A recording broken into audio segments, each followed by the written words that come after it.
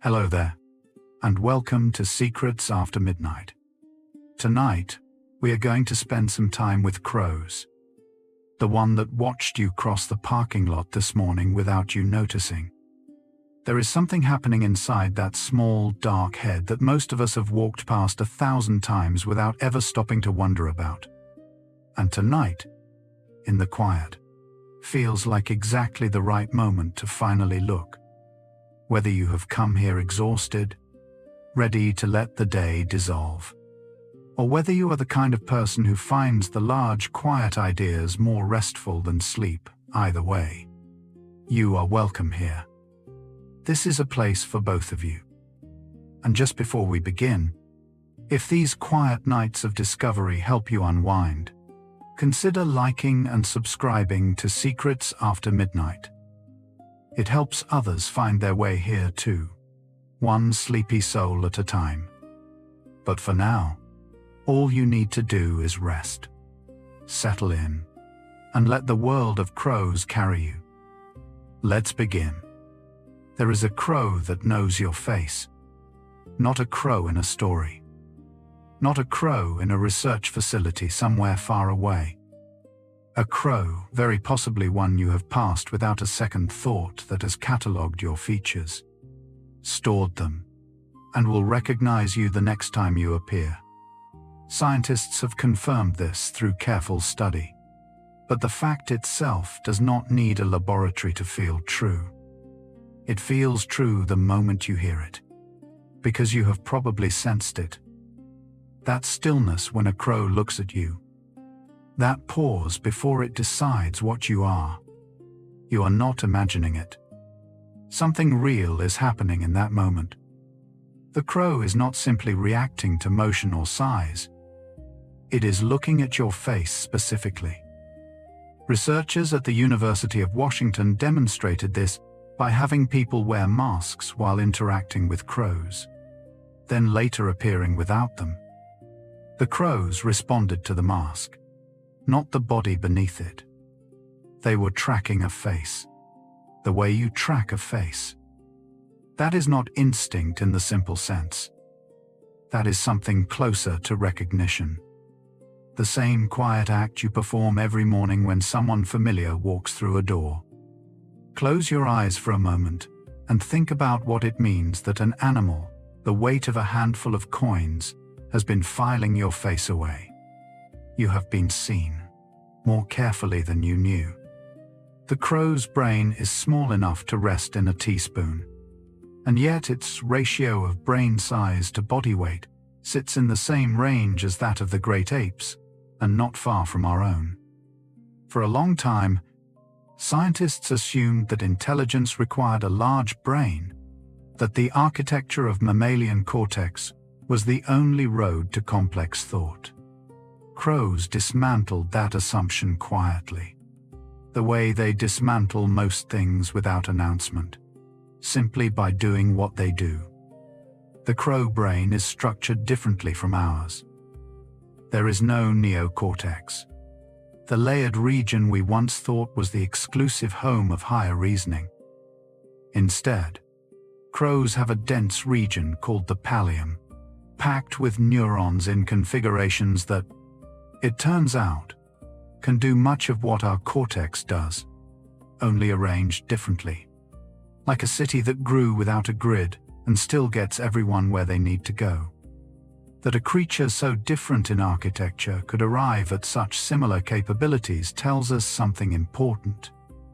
It tells us intelligence is not one thing. It is a destination, and there are many roads. We found one. The crow found another. Somewhere in the cool air of an ordinary morning, it is using that road right now. And the distance between our minds and theirs, which once seemed like a canyon, is beginning to look more like a river wide. Yes, but crossable. The eye of a crow is small and very dark, almost entirely iris, and it does not move within the socket the way a human eye does. To look at something, a crow must turn its whole head. which means that when a crow looks at you directly, it has chosen to. It has rotated its entire skull to place you at the center of its attention. That is not a small gesture. You are being regarded. The crow's visual system is extraordinarily sharp. They can see into the ultraviolet range, a part of the spectrum invisible to us entirely. Colors we have no words for.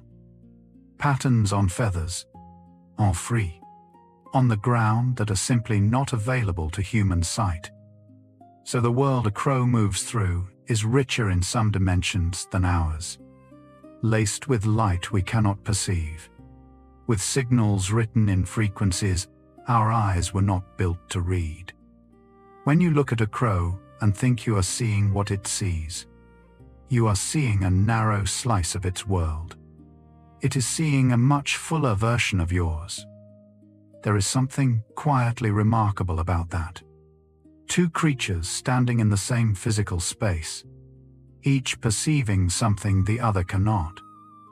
And the crow turning its head, slowly, deliberately, to place you at the center of a gaze that reaches further than yours. Crows can count, not in the way we count, with numbers and language built around them, but in a way that is functionally real. They can distinguish between two objects and three, between 3 and 4, between quantities up to around 5, with reliable accuracy. This has been demonstrated in controlled conditions across multiple studies, using food, symbols, and sequences. What makes this more than a trick is that they generalize it. They apply numerical sense to new situations they have not been trained on, which means they are not memorizing. They are reasoning. The magnitude feels larger when you hold it still. A crow on a wire, watching a person carry 2 bags instead of 1, is registering something about that difference. Not the words 2 and 1, but the quantity, the moreness and lessness of things. And we are only a few steps from that ourselves. Before we had words for numbers, we had the same raw sense: more food, fewer threats, 1 fire. The crow never left that ground.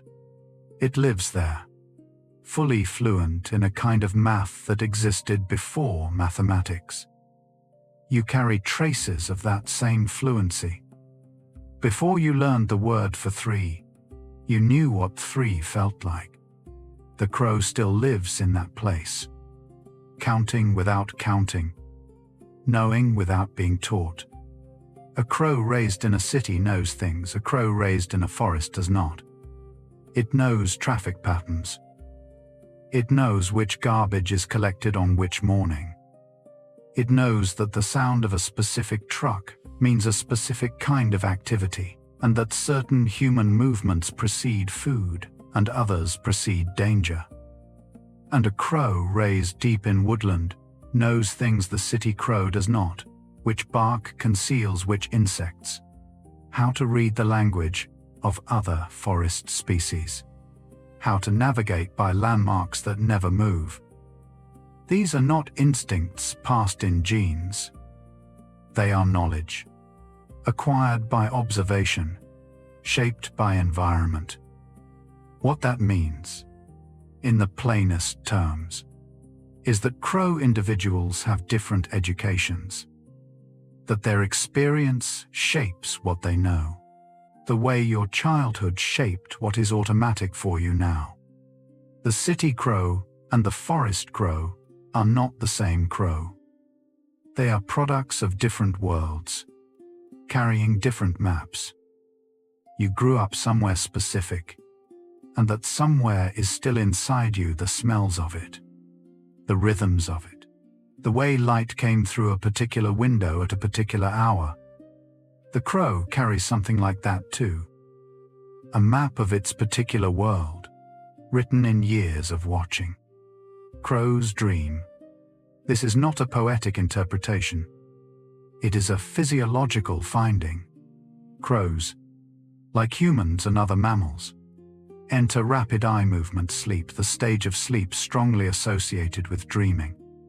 Their brains during this phase show activity patterns similar to those recorded during waking behavior, particularly behavior associated with learning and social interaction. Researchers studying the sleeping brains of corvids have found that the neural signatures of songs and sequences appear to replay during REM sleep, as if the brain is rehearsing what it learned during the day. We do not know what a crow dreams. That is honest and important to say. We do not know whether it is an experience, a feeling, a simple replay of data. But something is happening. The brain that watched you cross the parking lot goes somewhere in the night. The day's events pass through it in the dark, and something is retained, something is sorted, something is filed away more permanently. You do that too. Every night, your sleeping brain goes quietly through the residue of the day. In that, at least, the two of you are doing something very close to the same thing at the same time, under different skies, each in your own dark. The sound a crow makes is not noise. A crow has a repertoire of distinct calls. Researchers have identified dozens of functionally different vocalizations, and the number may be higher. There are alarm calls that specify the type of threat and how far away it is. There are calls that mean food has been found, and calls that mean arrival has been spotted. There are sounds used only between mates, quieter, in a register closer to a murmur. There are sounds used in play. And there is syntax, not language in the full human sense, but a structure in which the order and combination of calls carries different meaning than the individual sounds alone. A crow does not simply make crow sounds. It constructs message. When you hear what sounds like a crow calling from a rooftop, you are hearing an animal communicating something specific to someone specific. The information is real. The recipient knows what it means. The sound carries weight. You are simply not fluent in it.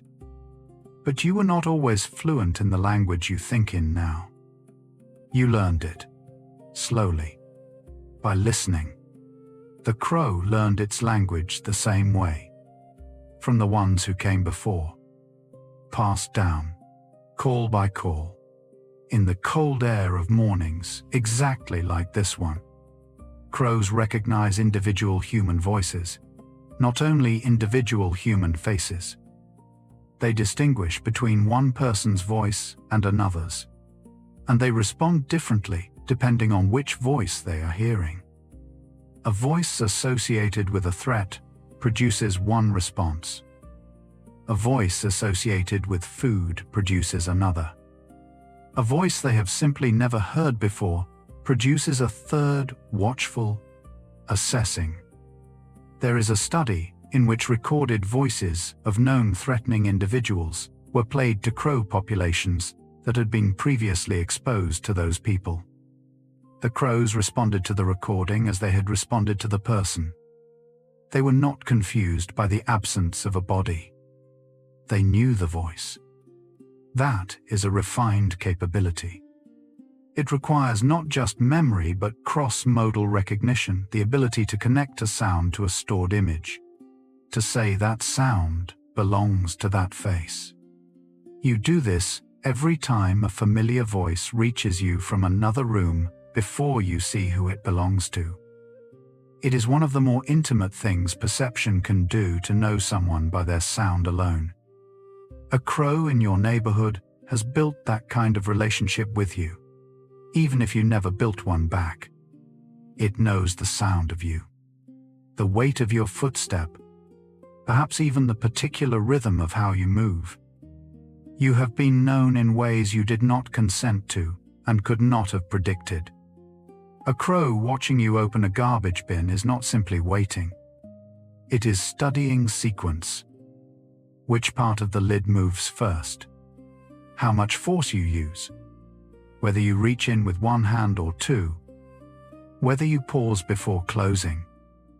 It is storing this as usable knowledge, not as a general impression but as a specific procedure it may later attempt itself, or teach to others. This kind of observational learning, watching a complex action and decomposing it into replicable steps, is one of the capabilities we once thought was limited to primates. Crows do it fluently. They have been documented opening latches, pulling levers, and manipulating objects they watched humans handle, sometimes with a delay of days between observation and imitation. The gap between seeing and doing, bridged entirely by memory. And what they store is not just the outcome but the method, the order of things, the logic of the mechanism. When you next do something routine, near a crow opening a car, unlocking a gate, pulling the cord on a lamp, consider that you may be being studied, carefully, patiently, by something that will still remember the procedure long after you have forgotten performing it. The young crow has a childhood, not an infancy followed immediately by independence, but a prolonged period of learning, staying near its parents for a year or more after it is capable of flight, watching, practicing, gradually acquiring knowledge that cannot be instinct, because instinct is not specific enough for what a crow needs to know. During this time, the juvenile crow is noticeably different from the adult, louder, more impulsive, quicker to panic, and slower to assess. It makes mistakes that an older crow would not. It misjudges distances. It approaches situations that a wiser bird would read from further away. And slowly, it learns. Not in a straight line, but in the uneven way real learning goes, a long plateau. Then something clicks. Then another plateau. The parents tolerate this. They feed the young bird past the point of biological necessity. They let it watch them work. They correct it, in the behavioral sense, by what they do and do not respond to. You spent years being taught by proximity, being corrected by example, being kept close by something that recognized, without language for it, that you were not yet ready, and that readiness was worth waiting for. The crow parent knew the same thing, and it waited. Curiosity, in crows, is not a metaphor. It is observable behavior with consistent, measurable signatures. A curious crow approaches an unfamiliar object at an angle, not directly. It circles. It tilts its head first one side, then the other, rotating its perspective the way you might turn an unknown object in your hands. It may peck once, lightly, then retreat and watch what happens.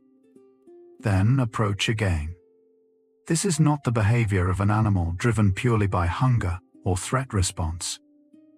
There is no survival payoff guaranteed by investigating a strange piece of plastic on a fence post. And yet the crow investigates. Something draws it.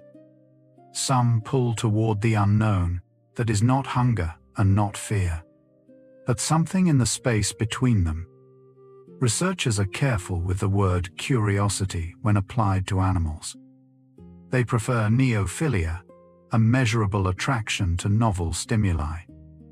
But the behavior it describes is the same behavior you perform when you pick up a book you know nothing about, or pause at a sound you cannot immediately identify. The crow pauses too. It wants to know what the thing is, not because knowing will save it, simply because the not knowing is, in some way, uncomfortable. You understand that discomfort. You have always understood it. The corvid family includes not only crows but ravens, rooks, jackdaws, jays, and magpies. And as a group, they are considered among the most cognitively complex animals on the planet. Not among birds. Among animals. Full stop.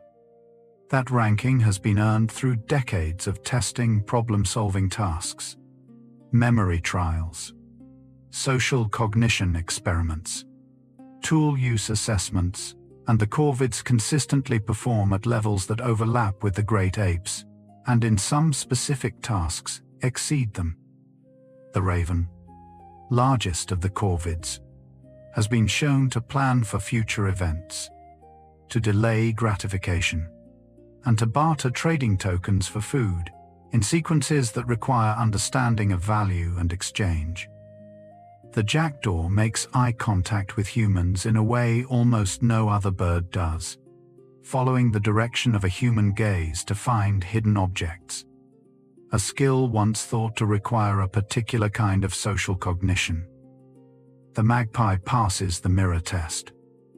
And through all of this, the crow holds its own, quietly, on the fence post outside your window.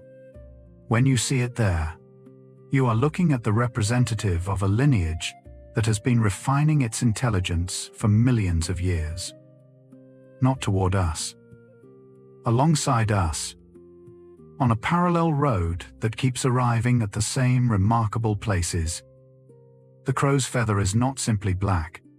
Hold one in the right light, morning light, or the thin light of late afternoon when the sun is low and the angle is sharp and it opens into something else entirely. Violet. Green. A shifting blue that appears and disappears as the feather moves. This is structural color, produced not by pigment but by the microscopic architecture of the feather's surface, which bends light at specific wavelengths and sends certain colors back to the eye. The same principle that makes soap bubbles iridescent, that makes the inside of an abalone shell glow. The crow is not trying to be beautiful. It is not performing. The color is simply what happens when light meets a surface built with extraordinary precision at a scale invisible to the naked eye. And yet the effect, in the right conditions, is quietly arresting. There is a feather on the ground somewhere near you, in a park or a gutter or beneath a tree, that would do this if you picked it up and held it to the light. Black, and then not black. A whole other color hiding inside what you thought you knew. The crow carries that around with it every day. The hidden spectrum. The color that only shows when you look from the right angle. Crows sometimes pause and do nothing. They sit. They are not preening. They are not watching a specific threat. They are not waiting for food. They are simply still, on a wire or a rooftop or a bare branch, in a posture that does not correspond to any identifiable behavioral category researchers have been able to name with confidence. Some researchers note it and move on. Others have noted it with something like unease, not because it suggests distress, but because it suggests something they cannot measure. What is the crow doing when it does nothing? We do not know. Perhaps processing. Perhaps resting in a way that looks like stillness from outside but is active from inside. Perhaps nothing that would translate into human terms even if we could look directly into it. You know what it is to sit and not quite be doing anything. To be in your body in a room, not asleep and not quite awake, not thinking of anything that could be named, just present in the passing of time. Scientists have no category for that either. The crow sits on the wire. The afternoon moves around it. And whatever is happening in that small warm brain is happening privately, in a language none of us have learned yet. Crows and humans have been sharing landscape for so long that some researchers believe our behaviors have shaped each other at the level of ecology and possibly beyond. Crows expanded their range as humans cleared forests and created the open, edge-rich environments that suited them. Human agriculture created reliable, concentrated food sources that crow populations learned to exploit. Human waste patterns became part of crow foraging strategy, and crows, in turn, affected human environments, dispersing seeds, consuming carrion that would otherwise accumulate, functioning as a kind of mobile sanitation system in ecosystems where they were abundant. We did not plan this. Neither did they. It is what happens when two highly adaptable, opportunistic, socially complex species occupy the same space for long enough. You begin to fit each other. Your edges begin to match. There are crows alive today whose great-grandparents learned something from watching your great-grandparents move through the world. That knowledge passed forward, generation to generation, in a lineage as real as your own. The crow on the wire is not a wild animal in the sense of being separate from human life. It is woven into it. It has been woven into it for so long that the weaving itself has become invisible. The crow brain, though built on entirely different architecture than our own, solves certain problems through what appear to be functionally similar shortcuts. In humans, a class of neurons called mirror neurons activates both when we perform an action and when we watch someone else perform it. The neural basis, some researchers believe, of imitation and empathy. Corvids show behavioral evidence of something equivalent. They learn by watching. They adjust their behavior based on what they observe in others. They appear to model the internal states of other individuals, predicting not just what another crow will do, but what it wants, what it fears, what it knows. That kind of modeling, called theory of mind, was for a long time considered a uniquely human cognitive achievement. Then it was extended, cautiously, to the great apes. Now the evidence from corvids is making researchers extend it again, further than they expected, to a brain built of entirely different materials, running on entirely different wiring, arriving at something that looks, from the outside, remarkably like understanding. Two roads, one destination. And the crow got there without the road we thought was the only one. There are approximately 40 species of crow distributed across nearly every continent on Earth, absent only from Antarctica and the southern tip of South America. Wherever humans have settled in large numbers, crows have generally followed, or were already there. In North America, the American crow. In Europe and Asia, the carrion crow and the hooded crow. In Australia, several species so well adapted to human-altered landscapes that their populations have grown as native forests have shrunk. In Japan, two species live in such density in urban areas that cities have had to devise elaborate management strategies simply to share space with them. The crow is not rare. It is not fragile. It is not receding. It is expanding, precisely because it is intelligent enough to read a changing world and find its footing in the new version. While many species narrow under human pressure, the crow widens. It sees the altered landscape not as a loss, but as a new set of problems to solve. And it solves them.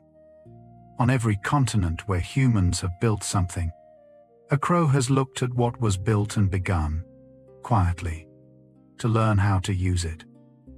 In New Caledonia, a small island in the Pacific, crows have been documented not merely using tools, but manufacturing them from raw materials. They select specific plants, a particular species of barbed fern, strip away the unnecessary parts, and shape the remaining stem into a hook precise enough to extract larvae from inside tree bark. The selection is deliberate.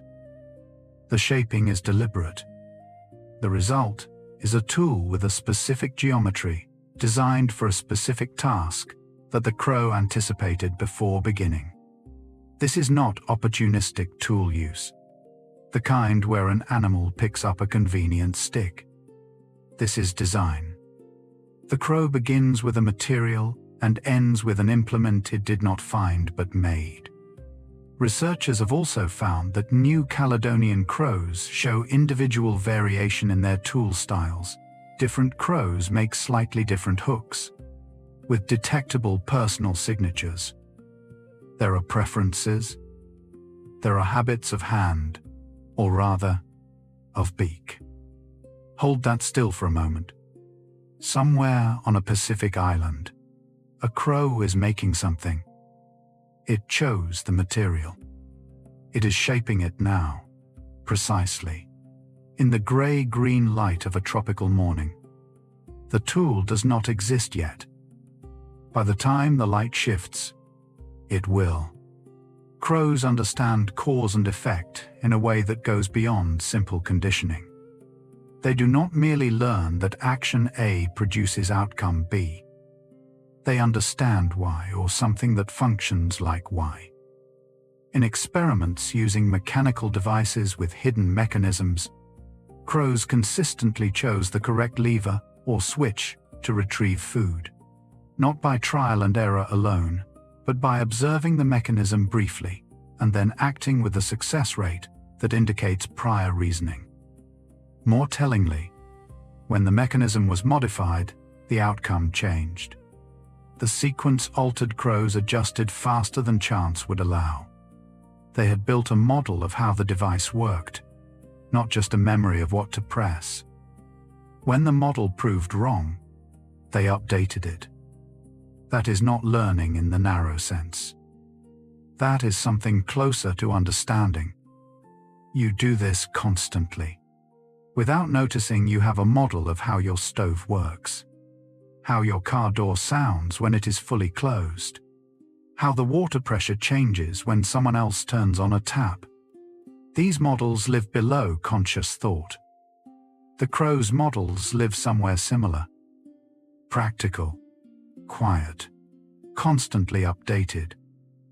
A working theory of how things behave, maintained by an animal most people walk past without a second glance. The speed at which a crow assesses and responds to a novel threat is faster than a human can consciously process the same information. Researchers measuring response latency, the gap between the appearance of a stimulus and a behavioral response, find that crows react to certain threat categories in under 100 milliseconds.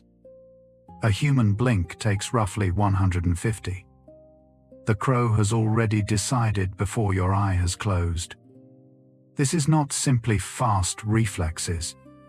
Fast reflexes are a different system, automatic, muscular, present in frogs and fish. What the crow does involves assessment. It distinguishes between threat types. It reads size, angle of approach, species, and context before responding. And it does all of this in a window of time shorter than the duration of a blink. The speed is not reckless. It is extraordinarily precise. What the crow has developed is not simply quickness, but rapid accuracy, the ability to compress assessment into near instantaneous judgment without losing the quality of the judgment. You have a slower version of this. That feeling of something being wrong before you know what it is. The body already turning while the mind catches up. The crow lives in that gap. It has made a home in the space between stimulus and thought. Crows cache food, they hide it, deliberately, in locations they choose and remember. A single crow may maintain hundreds of individual caches across its territory, returning to them days or weeks later with accuracy that exceeds what most humans could manage without a written list. The hiding itself is purposeful. Crows select concealed spots under bark, beneath leaves, in the gaps between roots, and they cover the cache after placing it, tamping down the surface with their beak to erase the disturbance. They are not simply dropping food and moving on. They are hiding it. The distinction matters. Hiding requires a model of what another mind can and cannot see. It requires understanding that the food, once concealed, is no longer visible to others, and that others, given the chance, would take it. That is a social calculation performed by a bird in a field, alone, in the pale quiet of a morning when no one is watching. Or so the crow believes. Because, if another crow is watching, everything changes. And the crow knows that too. Think of the last thing you hid. Not from malice, but from simple self-preservation. You performed the same calculation. What can they see? What can I conceal? What is worth the effort of hiding? The crow does this with a walnut. The principle is identical. When a crow suspects it is being observed while caching food, it will perform a false cache. It goes through the full sequence of hiding, selecting a spot, appearing to deposit something, covering the surface while actually retaining the food in its beak. It is performing concealment without concealing anything. A decoy, a misdirection, a lie, in the most structurally accurate use of that word. And then it moves away, waits, watches to see if the observer goes to investigate the false site. If they do, the crow relocates and performs a real cache elsewhere. This behavior has been documented extensively in controlled laboratory conditions and in the field, and it is not rare. It is a standard part of crow social behavior in competitive contexts. What it requires is a model of another individual's beliefs, the ability to think that crow believes the food is there, because that is what I showed them. And I know it is not there, because I know what I actually did. Holding simultaneously what is true and what another believes to be true is a cognitive feat that developmental psychologists call theory of mind, and human children typically do not reliably demonstrate it until around age 4. The crow does it in a field, in real time, under social pressure, with food on the line. That capacity to model what another mind believes is the same capacity that underlies human empathy. Not the full complexity of empathy, with its emotional resonance and its weight of shared feeling, but the foundation of it, the understanding that another being has an interior, that there is something it is like to be them, that their version of events is different from yours, and that difference is real and consequential. Crows demonstrate this foundation behaviorally, repeatedly and across multiple experimental designs. They adjust their behavior based not on what is true but on what another individual has seen, knows, or believes. They factor in the knowledge state of others before making decisions. They act differently when observed by a dominant crow than when observed by a subordinate one, because they understand that those two observers represent different levels of threat. They are not just reading the room, they are reading the mind in the room. There is something quietly humbling about that. We have spent a great deal of human history drawing a circle around the kinds of beings that matter, and placing ourselves inside it and most other animals outside. The crow, without drama, keeps appearing on the inside of the line. Patiently. Every time we move the line, it is already there. Crows engage in play.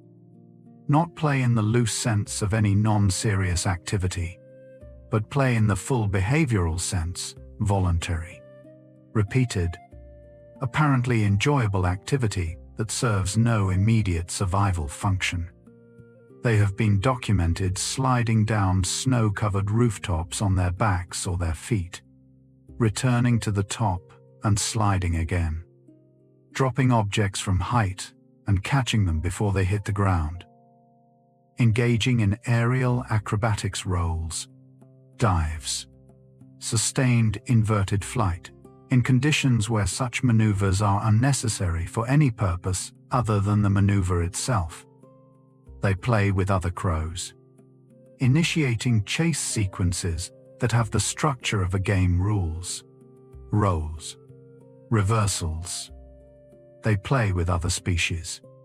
Occasionally, they have been filmed playing with dogs, with otters, with cats who are clearly less interested in the game than the crow is.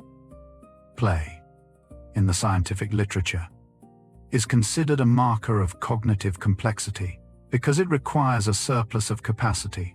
An animal that is entirely consumed by survival has no resources left for play. The crow has resources left. It uses them to slide down a roof in the snow and climb back up and do it again. Something in it finds that worth doing. You know exactly what that is worth, even if you have forgotten the last time you did something purely because it was fun. In the city of Sendai, Japan, crows learned to use pedestrian crossings to crack open walnuts. They would carry walnuts to the road, place them in the path of oncoming traffic, wait for vehicles to crack them, then wait again for the light to turn red before walking out to collect the pieces. The waiting for the red light is the part that stops most people when they first hear it. The crow was not simply placing nuts in traffic and retrieving them when it could. It was using the pedestrian signal, a human infrastructure system designed for human safety, to ensure its own. It understood that red means stop, that stopped cars means safe retrieval, that the sequence is reliable enough to depend on. This behavior was not taught. It was observed. In the 1980s, in a single crow, and then it spread. Other crows watched. Other crows learned. Within years, it had propagated through the local population, a technique passing socially through a community of birds in a modern Japanese city, using infrastructure that had existed for less than a generation. The walnut is cracked by a machine the crow did not build, at a moment determined by a signal the crow did not design, in a city that was not made for crows. And yet there they are, waiting at the light, patient as commuters. Some crow populations have passed techniques like the walnut cracking method across multiple generations, creating what can genuinely be called cultural transmission. Culture, in its most precise definition, is information that passes between individuals through social learning rather than genetics, knowledge that lives not in the body but in the community. By that definition, crow populations in several cities around the world have culture. They have local knowledge, shared practices, techniques that exist in one community and not another, transmitted not through DNA but through watching and learning and passing forward. The crows of Sendai crack walnuts at crossings. Crows in other cities do not, because that knowledge was not in their community. It is the same principle by which one human culture knows how to make a particular kind of bread and a neighboring culture, 100 miles away, does not because they are different people, but because the knowledge traveled in one direction and not the other. Your culture shaped what you know how to do, what you find beautiful, what you reach for when you are tired. The crow's culture does the same. A crow born into the Sendai population inherits a world that includes a technique for walnuts at crossings. It did not invent this. It received it. The way you received almost everything you know. A crow's hippocampus, the brain region most associated with spatial memory, is proportionally larger, relative to total brain volume, than the same region in humans. The hippocampus is where maps live. Not metaphorical maps, but actual spatial representations, the neural equivalent of knowing where you are, where you have been, and where things are stored. In humans, taxi drivers in cities with complex street layouts show measurable hippocampal enlargement. Compared to non-drivers, the brain region grows with use, with the demand placed on it. In crows, the demand is extreme. Hundreds of cache sites, each requiring precise spatial recall, each embedded in a landscape that changes with season and weather and the activity of competitors. The brain region responds accordingly. It grows to meet the task. And what this tells us is not simply that crows have good memories. It is that memory, spatial memory specifically, is so central to crow survival that their brains have reorganized themselves around it. The thing they need most has taken up more space. You are built the same way the skills you have used longest, the knowledge you have carried furthest, have left physical traces in the tissue of your brain. The crow's brain is a map of its life. So is yours. Crows understand the concept of a future self. They will cache food, not because they are hungry now, but because they anticipate being hungry later in a specific later, not a vague general future. Experiments have demonstrated this by manipulating crows' access to food across time, allowing them to cache in one context, then varying what food was available when they returned. Crows adjusted their caching behavior based on what they predicted would be available in the future, pre-correcting for anticipated scarcity. That requires a mental model of a self that does not yet exist, a future crow, in a future situation, with future needs. Projecting forward into a time that has not happened, imagining what that version of yourself will want, and acting now to provide for it. Humans do this constantly. You set an alarm for tomorrow. You save money for a version of yourself years away. You write a note you know your future self will need. All of it rests on the same basic architecture: I will exist later. And that later self is continuous with me now, and I can act for it. The crow caching food in the cold ground of November is acting for its December self. It is making a promise to a crow that does not yet exist. You have made those promises too. You keep making them. Crows form lasting pair bonds, often remaining with a single partner for the duration of their lives. In the wild, crow pairs coordinate closely, foraging in proximity, defending territory together, raising young through a process that requires sustained collaboration over weeks and months. The bond is behavioral and appears to be social in a deeper sense as well. Paired crows show coordinated decision-making. They defer to each other in ways that differ from how they interact with other crows. They respond to each other's distress signals with different urgency than they respond to those of non-partners. This is not simple flock behavior. It is a sustained, specific, bilateral relationship between two individuals who have chosen each other or something close enough to choice that the difference is difficult to identify from the outside. Long-term partnership requires memory. Of course, memory of the individual, of the history, of what has been established between you. It requires something like trust. Not trust in the human sense, of a conscious decision made and renewed.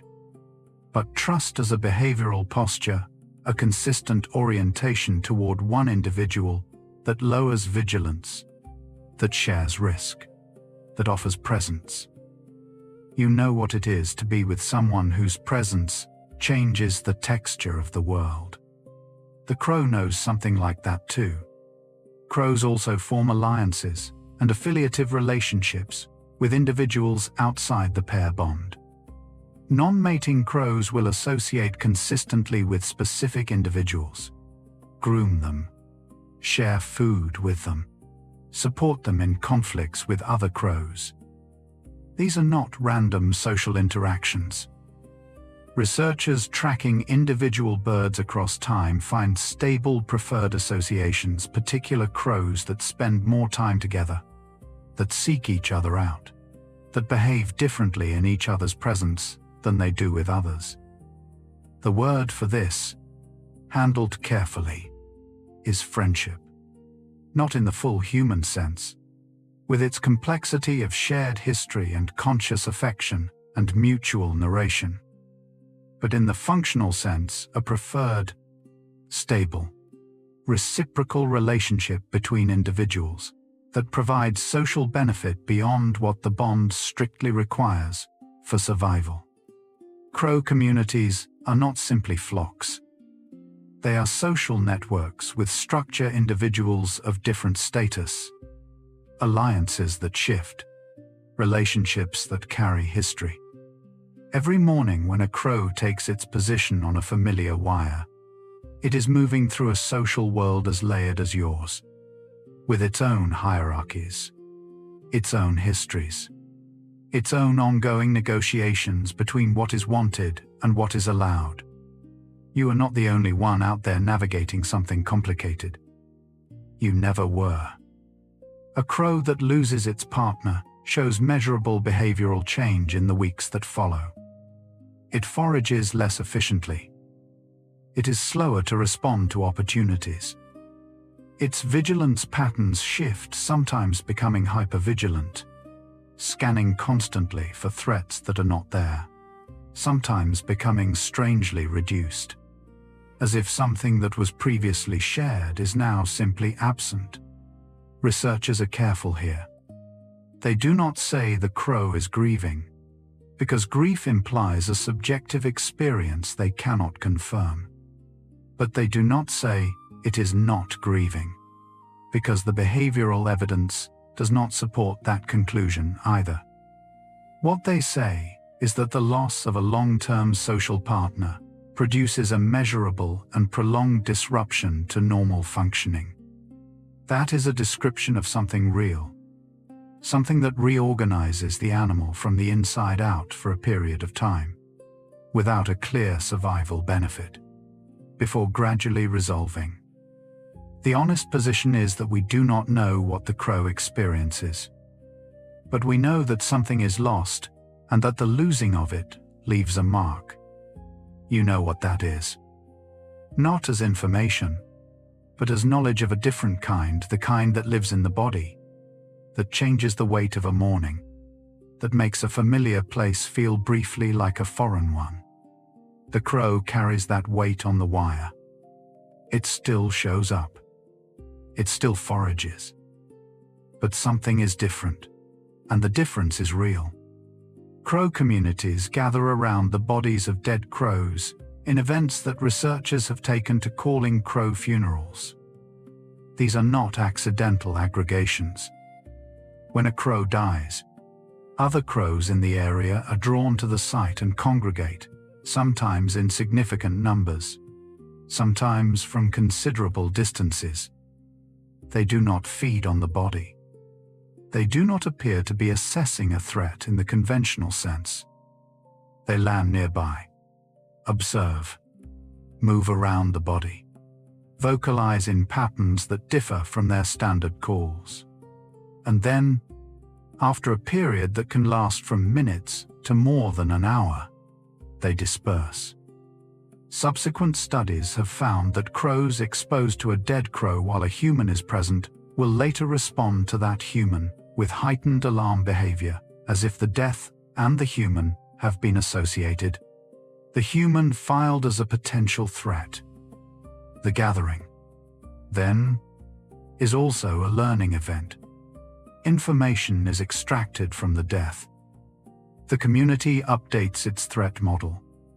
But the gathering itself, the coming together, the observation, the particular vocalizations, the stillness resists a purely functional explanation. Something is being marked. Something is being acknowledged. In how many human cultures, in how many centuries, have people gathered around a body and stood in silence? Not because silence accomplishes something, because some things require the presence of the living. At these gatherings, crows observe not only the body but one another. They watch each other's responses. They appear to calibrate their own behavior to what they see in the group. A crow that arrives and finds many others already present and vocalizing will behave differently than one that arrives to find only silence and stillness. The social information in the gathering is as significant as the central fact of the death. This mirrors something deeply human. The way grief in a room is not only about the person who has gone, but about everyone who remains.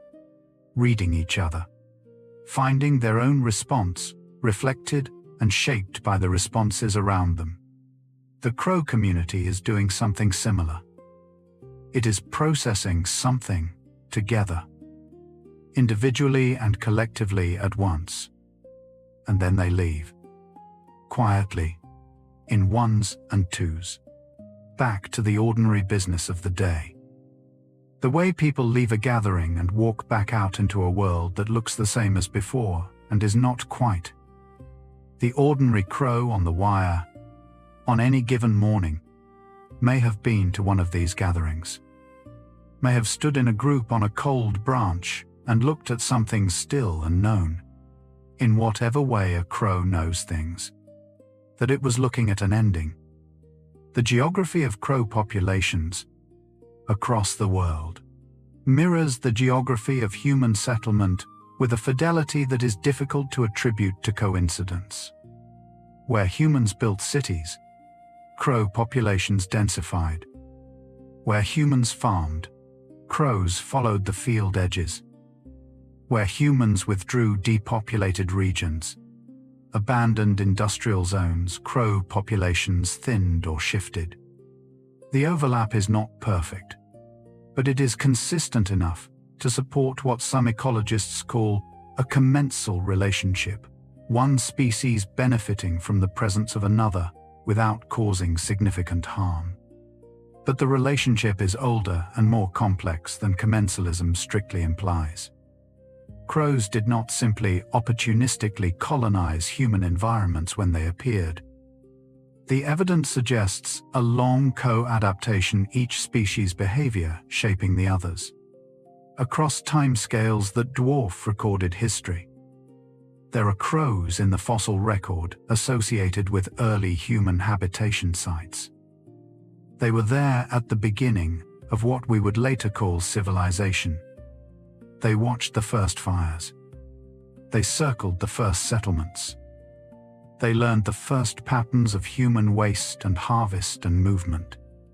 Everything that has happened since, every city, every farm, every road is, from the crow's perspective, an elaboration of something that was already underway. You are not new to them. You are the latest version of something they have been watching for a very long time. The crow you pass on your morning commute almost certainly knows what time you leave. This is not a dramatic claim. It follows directly from what crows do observe, remember, and build predictive models of the regularities in their environment. Human schedules are among the most reliable regularities in a crow's world.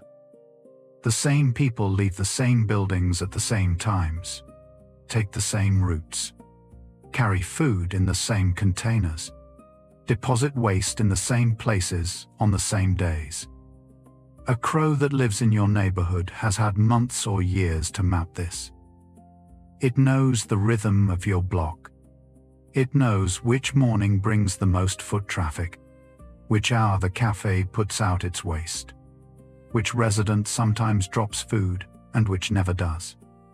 Your departure time is one data point in a detailed behavioral map that the crow has been building, refining, and using since before you noticed it was there. There is something gently unsettling about this.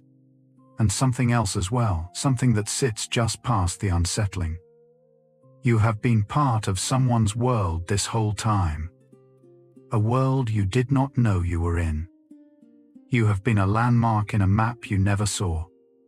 Someone has been orienting themselves by you, finding their way, keeping track, without your knowledge, without your consent, and without, as far as we can tell, any particular judgment about what you are.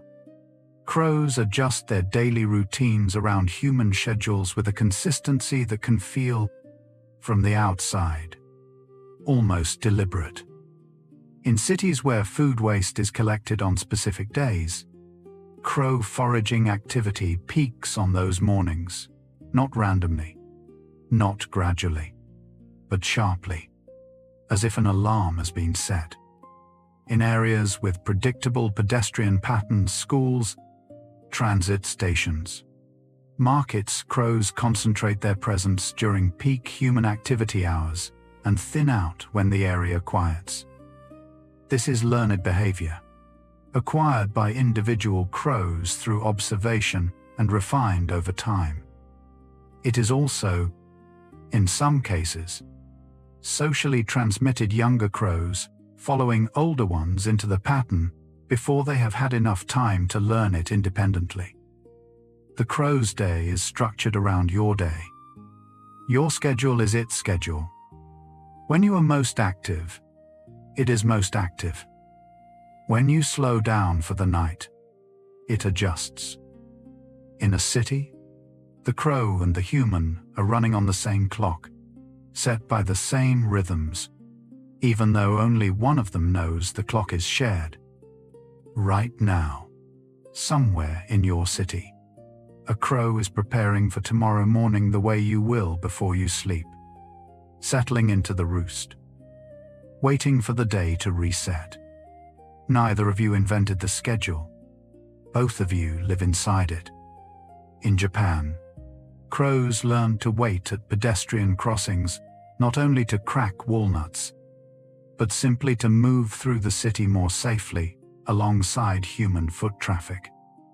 This goes beyond the walnut behavior. These crows were observed waiting at red lights, crossing with the crowd, and navigating pedestrian infrastructure as a routine part of their daily movement through urban space. They were not following humans for food in those moments. They were using human traffic management systems as a navigation tool. The crow looked at the city and found within its structures built entirely for and by humans, a set of tools it could use. And it used them. Without permission, without instruction, without anything resembling the process by which a human learns to cross a street.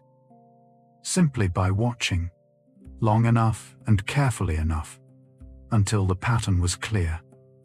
You learned to cross a street from someone who showed you. The crow learned by watching.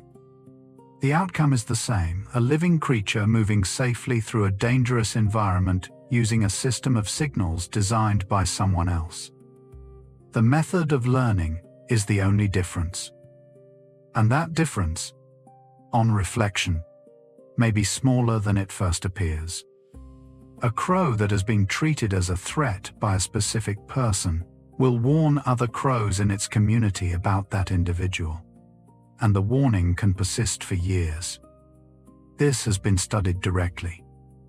Researchers who behaved threateningly toward crows while wearing specific masks found that, years later, crows in the same area would mob and alarm call at anyone wearing that mask, even if the original incident had occurred before those birds were part of the community. The information had traveled. Socially, through observation and vocalization, the identity of the threat had been passed from the original witnesses to birds who had never encountered it themselves. The warning was alive in the community long after the event that created it. This is social memory at the population level. The kind of memory that lives not in any single individual but in the network of individuals and the communications between them. Human communities do this too. The knowledge of who is dangerous, which places are safe, which strangers can be trusted, this passes through families and neighborhoods and cultures in exactly the same way. Through story, through warning, through the behavioral cues of elders that younger members read and absorb. A crow community is, among other things, a living archive of threat and safety, continuously updated, continuously shared. The crow on the wire may be carrying information about your street that predates your arrival on it. Crows distinguish between armed and unarmed humans, and between humans who are paying attention to them and humans who are not. They read body posture, gaze direction, the way weight is distributed, the angle of approach. A person walking toward a crow while looking at it directly is processed differently from a person walking the same path while looking at a phone. A person carrying an object that resembles a weapon, a long stick, a tool held at a particular angle, produces a different response than the same person carrying nothing. These are not simple threat responses triggered by size or speed. They are refined assessments of intention and capability, derived from the specific configuration of a human body in space. The crow is reading you, not in a mystical sense, but in the most practical one. It is extracting information from your physical presentation and using that information to make decisions. You do this too. You read rooms. You read the body language of strangers. You know, without being told, when someone's attention has shifted toward you. The crow has the same capacity, built for the same reason, to know who is watching and what they intend. It is one of the oldest skills in a social world. The crow has it. You have it. And right now, in the dark and the quiet, neither of you is using it. You are both, for once, simply resting. A crow will accept a gift of food from a human, and in some cases, will return the favor. Not trained to, not rewarded for it in any experimental sense. Simply in the context of an ongoing relationship with a specific human who has provided food repeatedly, the crow will occasionally leave something in the feeding spot. Small objects, bright things, a scrap of foil, a button, a fragment of glass worn smooth by weather. This has been documented by researchers, more frequently, by ordinary people who began feeding crows in their gardens and started finding small objects in return. The behavior is not universal. Not every crow does it, but it occurs often enough, and in enough different locations, to be something more than anomaly. What it suggests is reciprocity, the understanding that a relationship involves exchange, that receiving creates an opening for giving, that the social bond is maintained not only by proximity but by the passing of things between individuals. You understand this without being taught it. The impulse to bring something, to not arrive empty-handed, to mark a relationship with an object. The crow, leaving a button in a bowl, is doing something that belongs to the same category. A small thing, passed from one living creature to another, because the relationship between them is real.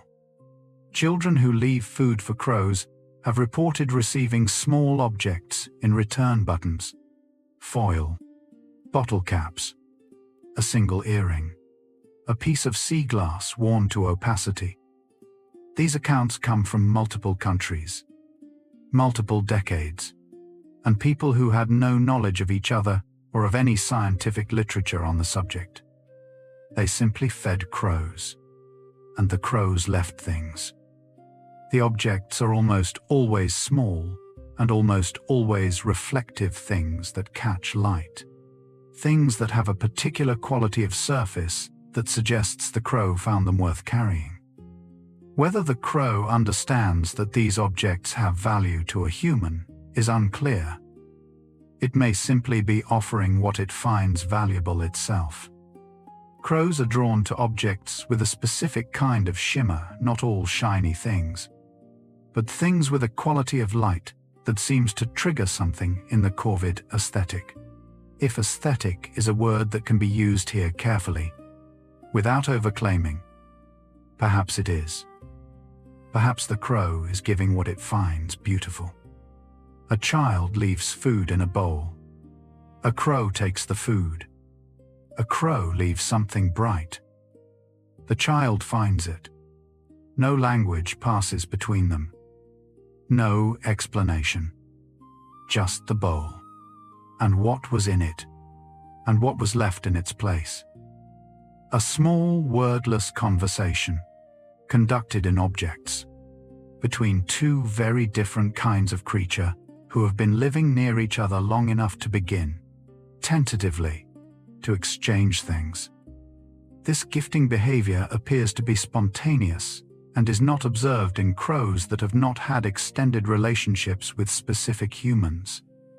It emerges from duration, from repetition, from the accumulation of a relationship long enough to generate something that looks, from the outside, like social obligation or social affection. The crow that leaves a button has been coming to the same bowl, left by the same person, for long enough that something has shifted in the nature of the interaction. It is no longer purely transactional. The crow is not simply extracting a resource. It is participating in something. And participation, at a certain depth, changes behavior in ways that pure extraction never does. You know this. The difference between a transaction and a relationship is duration and reciprocity, and the slow accumulation of small gestures that add up to something neither party could have named at the start. The crow arrives at the bowl. It has been arriving for months. And one morning it leaves something behind. Not because it was trained to. Not because leaving something produces a reward it can anticipate. But because, in whatever way, a crow understands the world. This is what you do when you have been somewhere long enough. You leave a mark. You make it known that you were there. Crows respond to the emotional tone of a human voice, independently of the words being used. A calm voice and an agitated voice producing the same semantic content, the same words. The same volume produce different responses in crows. The calm voice reduces vigilance. The agitated voice increases it. The crow is not processing language. It is processing something beneath language, the qualities of sound that carry emotional information, the rate of change in pitch, the tension in the production of sound, the rhythm of breath between words. These are the same qualities that human infants respond to before they acquire language, the musicality of speech, the emotional substrate that words are built upon. And crows respond to them with the same sensitivity. There is something in this that reaches past the novelty of clever animals doing clever things. It is the recognition that emotional communication is older than language. That the signals beneath words, the warmth, the fear, the calm, the urgency, are a layer of meaning that many kinds of minds can read. The crow hears your voice and knows something true about your state that you may not have announced. It knows before you speak a word whether you are someone it wants to be near. Right now, your voice, if you were to use it, would be low and slow. The crow would know what that means. It would stay. A calm person and an anxious person carrying identical food will be approached differently by the same crow. The food is the same. The quantity is the same. The approach path is the same. The crow still responds differently. It will move toward the calm person with less hesitation, closer, more directly. It will approach the anxious person at greater distance, with more lateral movement, with more frequent pauses to reassess. The crow is reading something that has nothing to do with the food and everything to do with the carrier. It is assessing the risk embedded in the interaction, and it is extracting that assessment from cues so subtle that the person offering the food may be entirely unaware of producing them. The slight elevation in movement speed, the marginally increased frequency of head turning, the tension in the shoulders that changes the silhouette. The crow sees all of this. It factors it in. It adjusts. This is not extraordinary sensitivity in the sense of being beyond nature. It is extraordinary sensitivity in the sense of being extraordinarily well developed, the same capacity we value in certain humans, the ones we describe as perceptive, as good readers of a room, as people who notice what others miss. The crow is that, translated into a different kind of body. It notices. It adjusts. It knows more about your inner state than your expression suggests.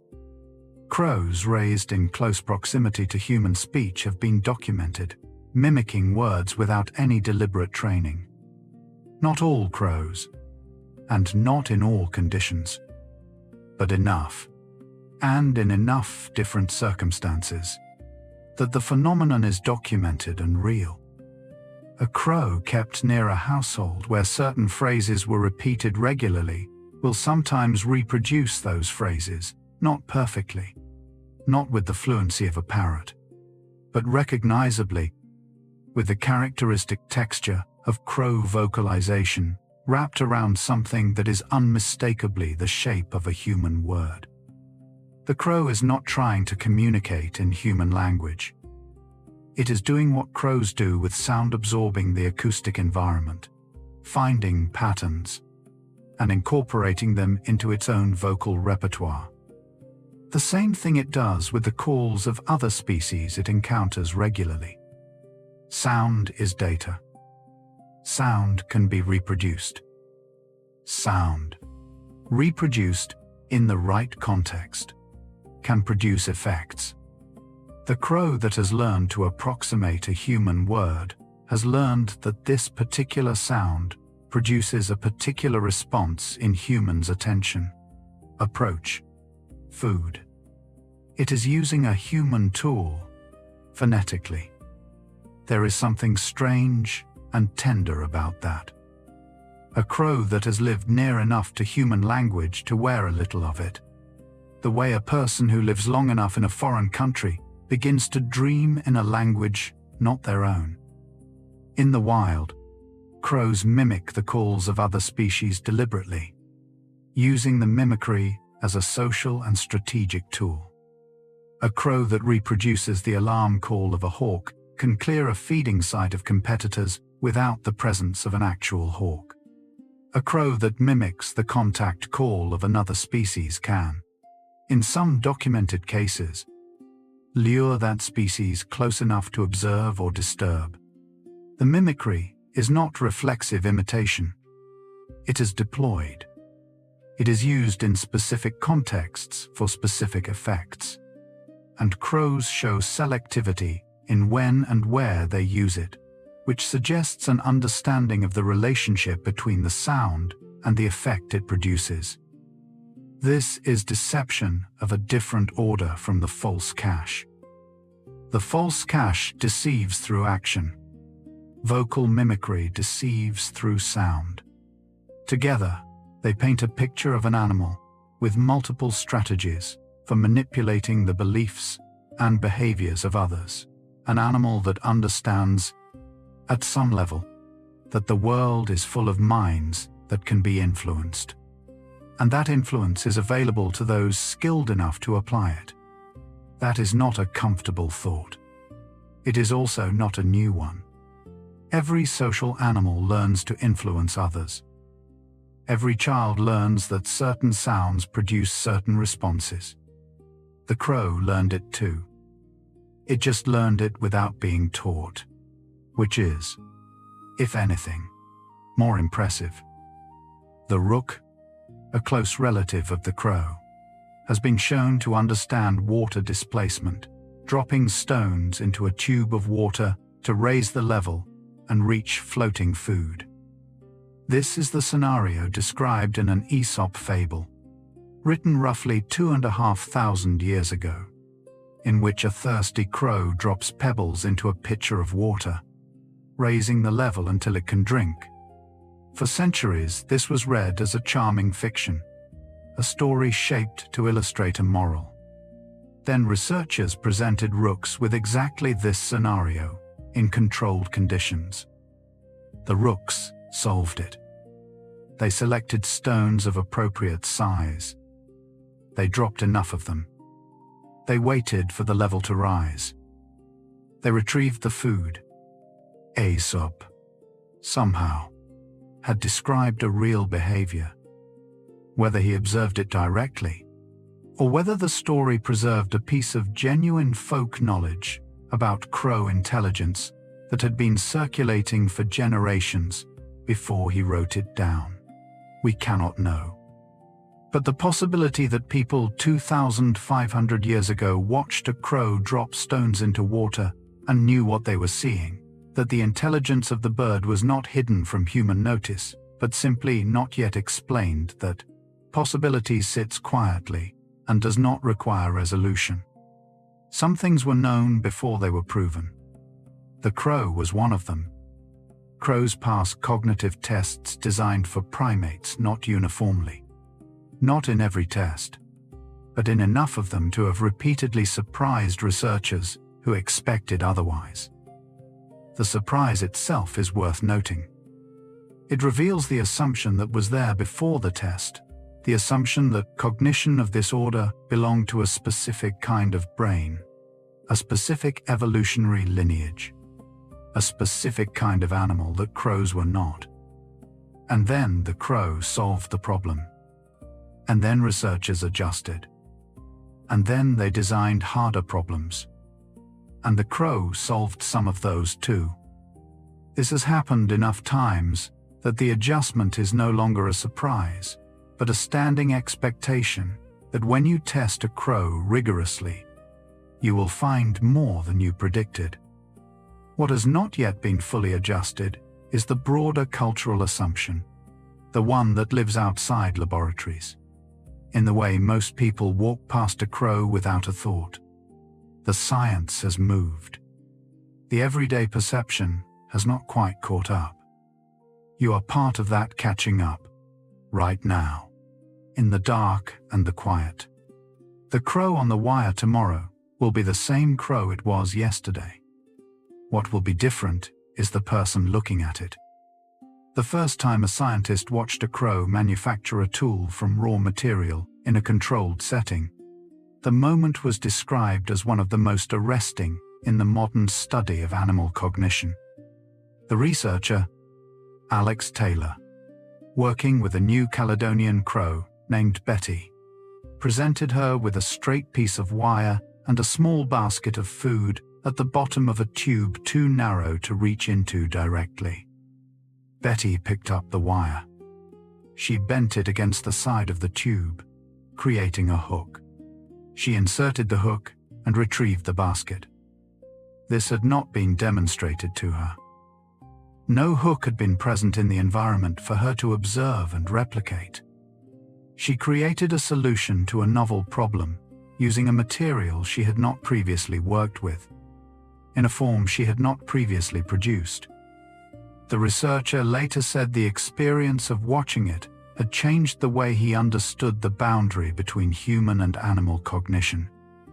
Not because it erased the boundary, but because it revealed that wherever the boundary was, it was not where he had placed it.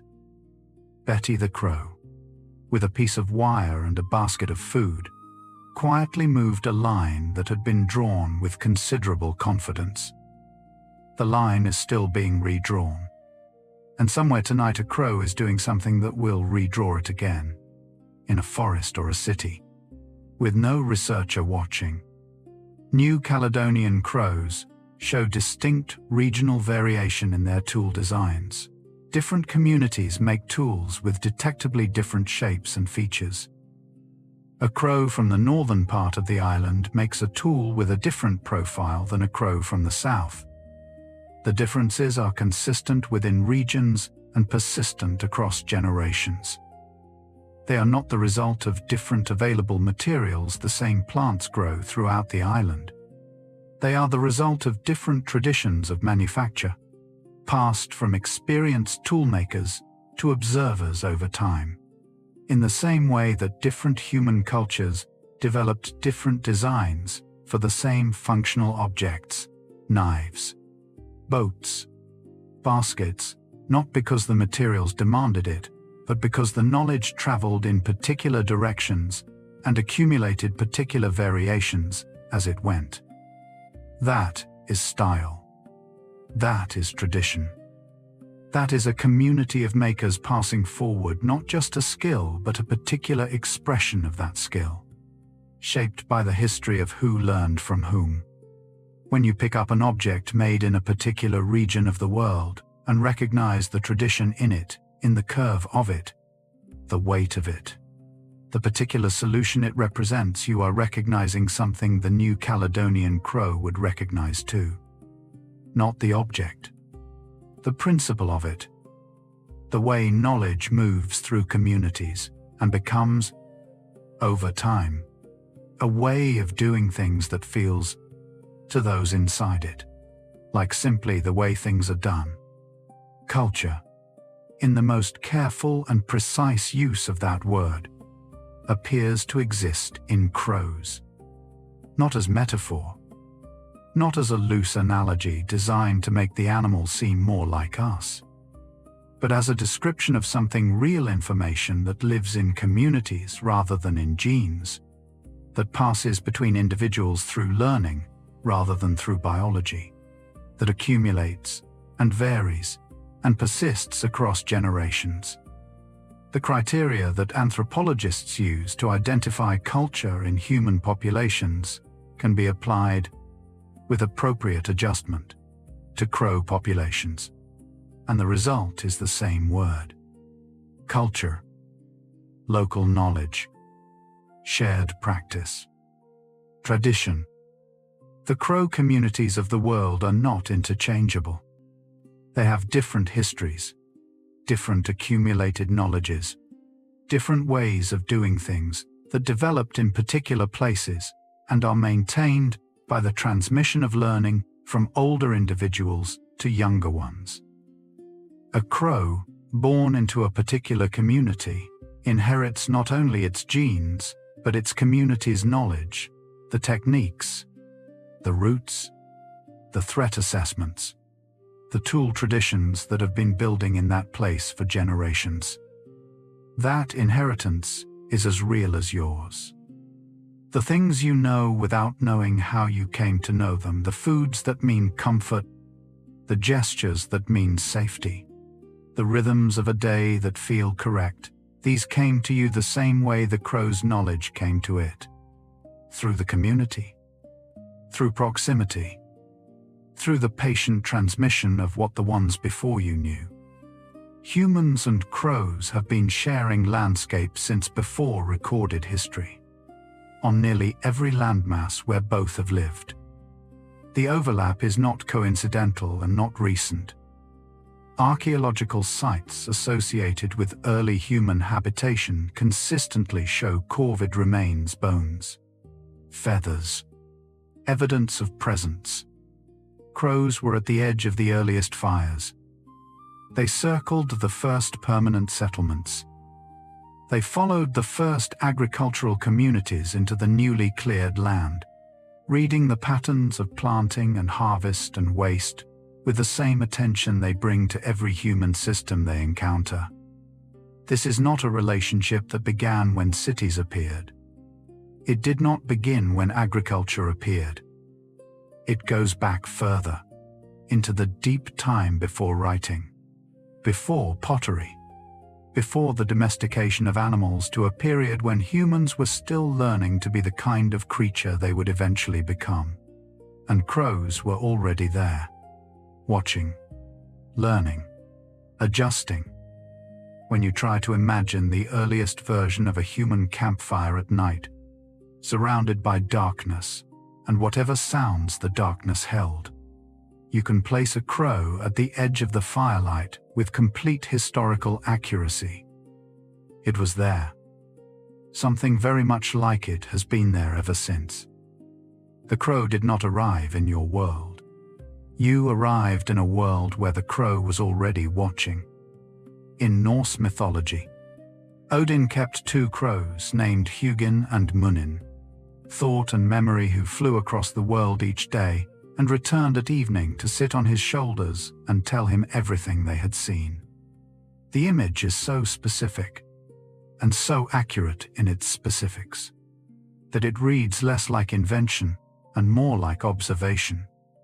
Two crows, flying far, remembering everything, returning.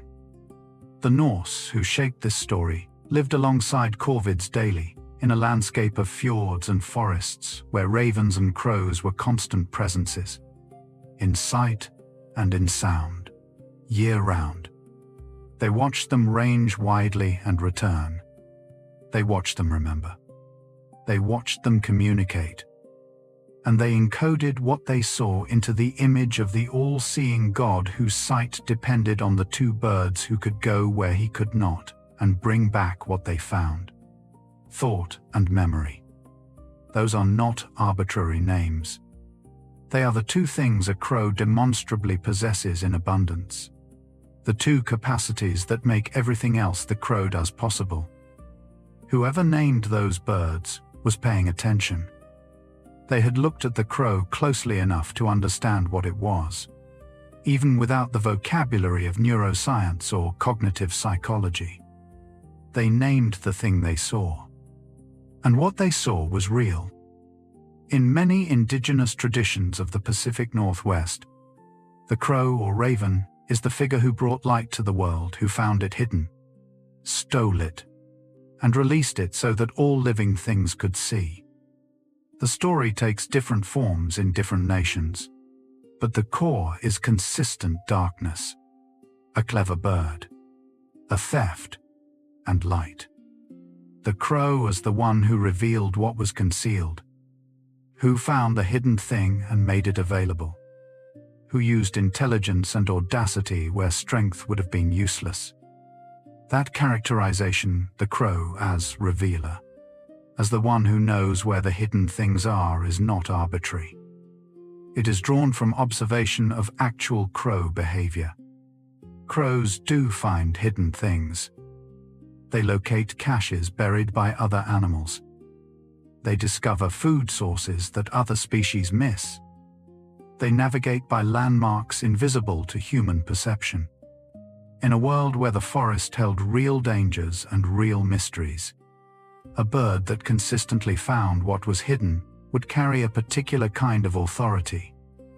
The story the Pacific Northwest nations told about the crow was a story about intelligence as the force that makes the world legible. That is still what crow intelligence does. It makes a world that looks opaque from the outside suddenly, upon examination, full of order and pattern and meaning. The crow finds the light. It always has. The crow or raven, as keeper of hidden knowledge, appears in the traditions of cultures that never had contact with each other, on opposite sides of the world. The Norse saw thought and memory on the shoulders of their god. The peoples of the Pacific Northwest saw the revealer of light. In ancient Rome, the crow was sacred to Apollo, god of prophecy and knowledge, the bird associated with the ability to see what others could not. In Celtic tradition, the crow was a figure of wisdom and foresight, associated with the battlefield, not only as scavenger but as witness, the one who was present and would remember. In Hindu tradition, crows are the messengers of ancestors, the link between the living and those who know more than the living can see. These traditions did not share texts. They did not share trade routes significant enough to carry a mythology. They arrived at the same image from different directions, because they were all watching the same bird. The crow gave them the same evidence. The evidence was compelling enough and consistent enough that minds working independently in different centuries on different continents drew the same conclusion. There is something in this bird that knows, something in it that sees.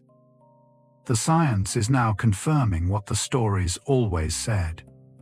Crows appear in the written and artistic record of ancient Rome, medieval Europe, and the poetry of Japan's Edo period, present in the human imagination across centuries and cultures with a consistency that few other animals match. In Rome, the crow's call was interpreted as augury. The bird's movement and sound were read for meaning, because people believed, with complete seriousness, that the crow had access to information beyond ordinary perception. Medieval bestiaries described crows as attentive parents and faithful partners, noting their pair bonds with a specificity that modern biology has confirmed. Japanese haiku poets returned again and again to the crow, the single crow on a bare branch, the crow calling at dusk, the crow in the morning rain, not as symbol only but as presence, as a specific living thing whose particular quality of being in the world was worth attending to. These are not the same culture. They are not the same century. They are not even the same hemisphere.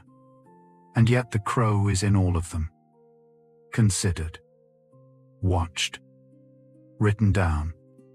Something about the crow demanded attention across all the varieties of human culture and all the centuries of human record-keeping. Not the eagle, which is larger and more dramatic. Not the sparrow, which is more common. The crow, the one that watches back. In every tradition where the crow appears, it watches, it observes, it remembers, it knows something. The specific form of that knowledge varies: prophecy, memory, hidden light, the secrets of the dead, but the structure is constant. The crow is the one that sees. And this, of all the things mythology has attributed to animals over the centuries, turns out to be the thing that required the least embellishment. The crow does see. It watches human faces and stores them. It observes human behavior and learns from it. It notices changes in its environment and updates its understanding. It remembers threats across years. It passes information to others. Everything that the mythmakers attributed to the crow, in the language of mystery and prophecy, the scientists have since confirmed in the language of neuroscience and behavioral ecology. The crow was not being made magical. It was being accurately described by people who had no other vocabulary for what they were seeing. They reached for the largest words they had. They were not wrong to. The crow, watched carefully and honestly, is still large enough to require large words. Even the scientific ones are barely sufficient. And in every story, in every tradition, in every century of human record, they are already there when the story begins. Not arriving, already present, already watching. The crow does not enter the Norse myth as a newcomer, it is already on Odin's shoulders when the story opens. The raven in the Pacific Northwest, stories already knows where the light is hidden, that knowledge is not acquired in the story. It is assumed. The crow in the Roman augury is already carrying meaning before the priest looks up. They are always already there, which is historically accurate. They were there before the stories. They were there before the people who told the stories had language for what they were seeing. The crow preceded the human account of the crow by an interval of time so large it cannot be meaningfully imagined. It is simply vast. And in all that time, on the edge of every human settlement, in the cold air above every city and farm and forest clearing, the crow was watching, building its map, updating its model, storing the faces, and what it knows about us, accumulated across all those years of careful attendance, is something we are only beginning, very slowly, to understand from our side. When you see a crow on a fence post today, it may have seen your face before. Not probably. Possibly. If you have moved through the same territory as a crow population for more than a few weeks, the probability is real. Your face is a data point in a system of recognition that does not require your participation or your awareness. The crow did not ask your permission to remember you. It simply did what crows do. It looked, it stored, it filed. And now that information is available to it, retrievable, useful. You are in there. Not as a name, not as a category with edges you would recognize, but as something, a configuration of features associated with a pattern of behavior, with a level of threat, with a history of interactions that the crow can use to predict what you will do next. There is a version of you living in a crow's memory right now. A version made of angles and timing and movement and whatever your face looks like from a distance of 4 meters on a Tuesday morning. It is not a flattering portrait in any conventional sense, but it is, in its way, a thorough one. You have been known by something you never agreed to know. And that something is sitting on a fence post somewhere in your neighborhood right now, carrying you inside it, in the dark. That gaze, the crow's gaze, small and dark and very still, is not empty. This is the one thing that the science confirms most unambiguously, the one thing that can be said without qualification or careful hedging. Something is happening behind that gaze. The neural activity is real. The processing is real. The memory formation is real. The social calculation is real. The assessment of threat and opportunity and the identity of the specific individual it is looking at is real. What it is like to be the crow doing all of this that we cannot say. Whether there is experience in the philosophical sense, whether there is something it feels like to be that small dark eye looking out, that question remains open, and open honestly. And no one has the answer, and it would be dishonest to pretend otherwise. But empty it is not. Not by any measure that has been applied to it. You look at the crow and there is something there that is looking back, doing something, engaged in a process that is more than reflex and more than instinct, and something that the simplest available word for is thought. The crow is thinking. About what? Exactly. We cannot fully know, but the light is on. Something is home. Crows recognize themselves in mirrors. This is not a trivial finding. The mirror test, presenting an animal with its own reflection and observing whether it investigates a mark placed on its body that is only visible in the mirror, is one of the most carefully scrutinized assessments in comparative, psychology. It is considered a behavioral indicator of self-awareness. The recognition that the image in the mirror is not another individual but a representation of oneself.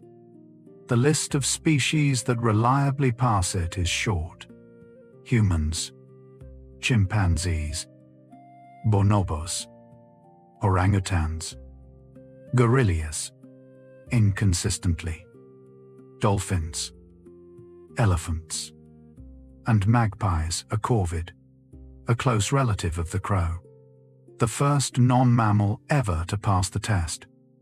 Crows show similar behaviors, though the research is ongoing and the results require careful interpretation.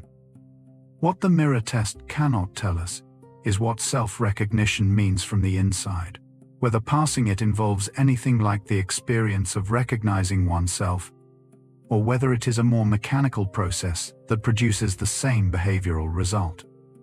But the behavior is there. The crow investigates itself. It treats the reflection not as a stranger but as something connected to its own body. In some fundamental sense, it knows it is there, which raises a question that is worth sitting with quietly. What else does it know is there? Self-recognition in the mirror implies, at minimum, some form of self-model, a representation of one's own body and its relationship to the surrounding world. Without a self-model, the mirror produces nothing of interest. It is only when an animal has some internal representation of itself, some sense of where its body ends and the world begins, that the reflected image becomes meaningful, becomes something to investigate rather than simply react to. The crow has that. It carries some version of itself inside itself, a model of its own body, its own presence, its own continuity through time, the same continuity that allows it to cache food for a future self, to recognize its own face in a reflection, to plan across time for a crow that does not yet exist but will. These capacities are related. They all rest on the same foundation, a self that persists, a sense that there is something it is to be this particular crow, in this particular body, moving through a world that is separate from it and that it can act upon. That is not nothing. That is, depending on how you frame it, quite close to the beginning of something very large. And the crow has it, compact and functional, in a brain the size of a walnut, on a fence post, in an ordinary Tuesday morning. Scientists are careful not to say that crows are conscious. The word carries too much. Consciousness, in the full philosophical sense, subjective experience, the felt quality of being, what it is like to be something from the inside, is a problem that has not been solved even for humans, where we have the advantage of being the thing in question and still cannot explain why there is experience at all, rather than simply processing. For crows, the question is harder and the honesty more important. What can be said is behavioral. What can be measured is neural. What cannot be confirmed is the inner dimension, the whether there is something it is like. Researchers who work most closely with corvids tend to hold the question open, not as a rhetorical gesture, not as false modesty, but as the only intellectually honest position available given what is and is not yet known. That open question is not a failure of science. It is science working correctly, advancing to the edge of what can be confirmed, and then stopping, clearly marking the boundary, and saying here is what we know, and here is where knowing ends for now. The crow sits on that boundary too, inside the measurable, adjacent to the unknown, as, if you are honest about it, you do as well. The question of crow consciousness sits open in the same way that most of the deepest questions do not unresolved through neglect, but genuinely, structurally open.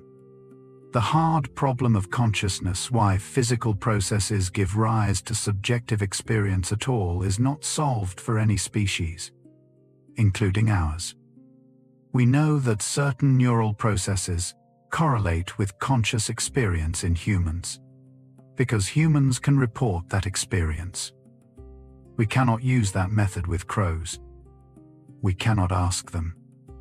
We can only observe and infer, and hold the inference loosely. Some researchers argue that the burden of proof should be reversed, that rather than assuming no experience until proven otherwise, we should assume some form of experience wherever we find sufficiently complex neural processing, and update our assumptions only when evidence demands it. Others argue the opposite. The debate is real and serious and ongoing, and will not be resolved tonight. What can be said, sitting here in the quiet, is that the crow's case is interesting enough that the debate exists at all. That serious scientists are arguing about whether there is something it is like to be a crow. That is not where the conversation was 50 years ago. The crow, simply by being what it is, has moved the conversation, without meaning to, without trying, by simply continuing to do, quietly and consistently, what it has always done. Crows engage in a behavior called anting, pressing live ants into their feathers, or lying in ant beds and allowing ants to move through their plumage. The ants, when disturbed, release formic acid. The leading hypothesis is that crows use this acid as a topical treatment, a natural anti-parasitic or antifungal agent applied to the feathers and skin. But this hypothesis, while plausible and supported by circumstantial evidence, has not been definitively confirmed. Other researchers suggest the behavior may be driven by the sensory experience of the acid itself, that the crow finds it stimulating or relieving in a way that is not strictly medicinal.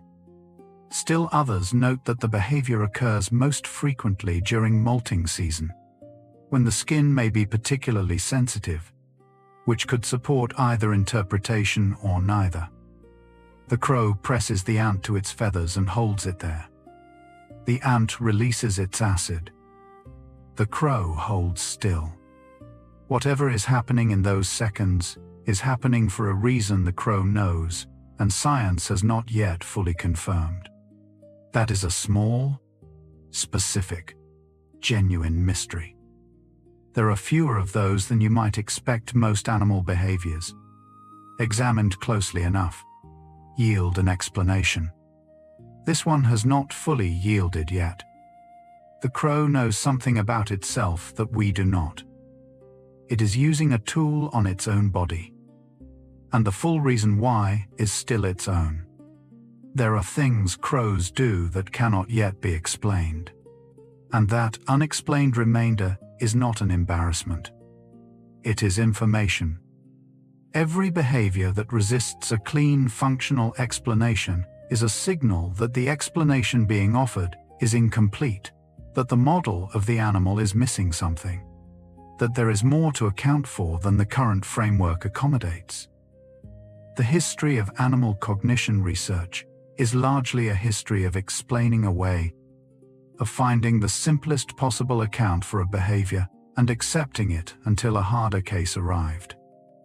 With crows, the harder cases arrive regularly. The false cache when no other crow is watching. The gathering at the body of a dead companion that lasts longer than any threat assessment purpose requires. The playing in snow with no food at stake.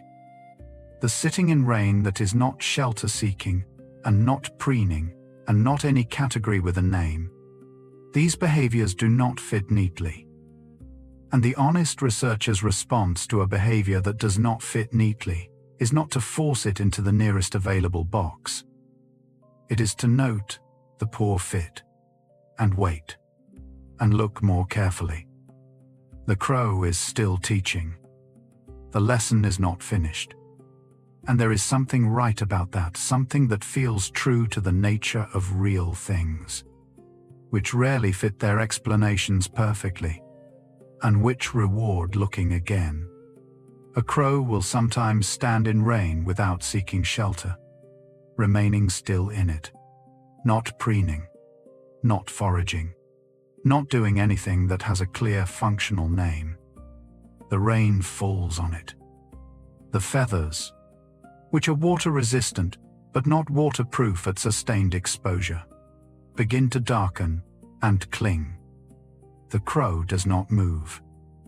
Researchers have observed this enough times to note it, and careful enough not to over-explain it. The default assumption that the crow is simply failing to find shelter, that this is an error or a limitation, does not hold up. Crows are excellent at finding shelter.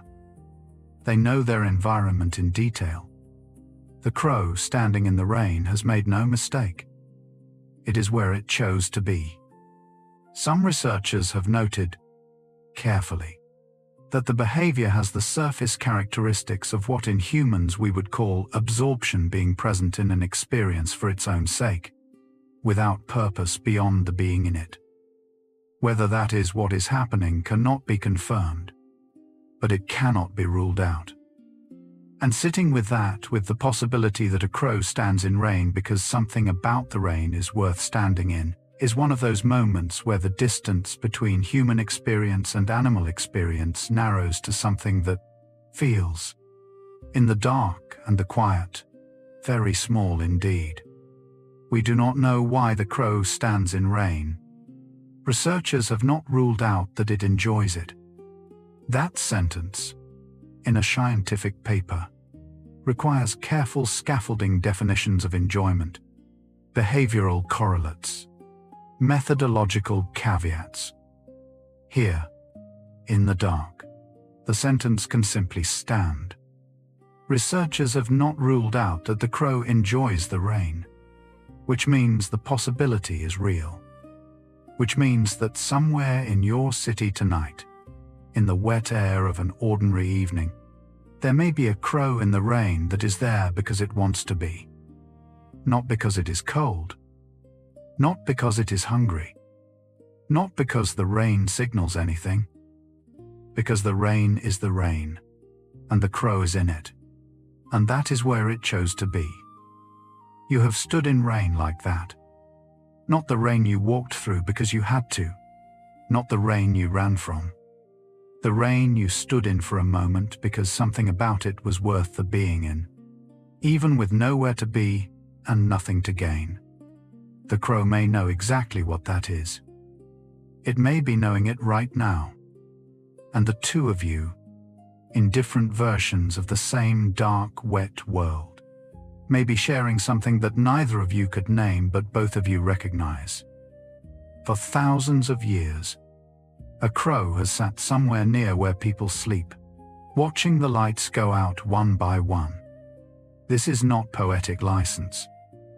It is behavioral and historical fact. Crow roosts have been documented in proximity to human settlements throughout recorded history. And the behavior of monitoring human settlements from roost proximity is consistent with crow ecology. Human settlements are food-rich, light-rich, socially interesting environments, and crows have always positioned themselves at the edge of them. As the lights of a village or a town or a city went out in the evening, a crow at the roost edge was watching, not because darkness interested it, because the pattern interested it. The change in the environment, the signal in the sequence. The moment when the human activity quieted and the night settled in. The crow read that pattern. It stored it. It used it. And what it found, night after night, across centuries, was that the light going out was reliable, that it happened in sequence, that it preceded stillness, that after it the world was quieter and the risks were lower and the roost was safe for sleep. The crow has been watching the lights go out for longer than electric lights have existed, for longer than cities have existed, for as long as there have been fires to go out and people to put them out. It was watching last night. It is watching tonight. And when your light goes out, it will note that too. And when you look out your window tonight, something very like that crow may be out there on a wire, on a rooftop, in the branches of a tree you pass every day without looking up, not waiting for you, not watching you specifically in this moment, necessarily, but present, aware, holding in its memory a map of your neighborhood that is older and more detailed than any map you have ever seen of it, knowing the schedules and the faces and the patterns of the block in a way that no resident fully knows, because no resident has been attending with quite that consistency and quite that breadth of focus. The crow's map includes you. You are a recurring element in a pattern it has been tracking, probably since before you thought of it as something worth tracking. And there is something in that not threatening, not strange in a way that needs to be resolved, but something that quietly rearranges the sense of who is watching whom. You thought you moved through the world largely unnoticed, or noticed only by other people. But the crow noticed. The crow has been noticing for a long time. And tonight, when you look out into the dark, you are not looking into emptiness. You are looking into a world that already knows you are there. There are things crows do that we cannot yet explain. And sitting with that honestly is not a failure of understanding but a form of it. The gap between what is observed and what is explained is not empty space. It is where the next understanding lives, waiting to be grown into. Every unexplained crow behavior is a precise description of the limit of current knowledge, a marker that says, the model ends here. The animal continues. That is useful. That is the beginning of something. And there is a particular quality to the not knowing that comes after careful looking, that is entirely different from the not knowing that comes from never having looked at all. You have looked carefully tonight. You know more than you did. And the things that remain unexplained are no longer vague, they are specific. A crow standing in rain. A gathering that lasts longer than function requires.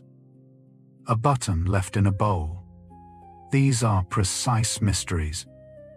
Named gaps. The kind that feel less like darkness and more like a door that has not yet been opened, whose handle you can now find in the dark because you know where it is. The crow is on the other side of that door. It has always been on the other side. And it is not hiding.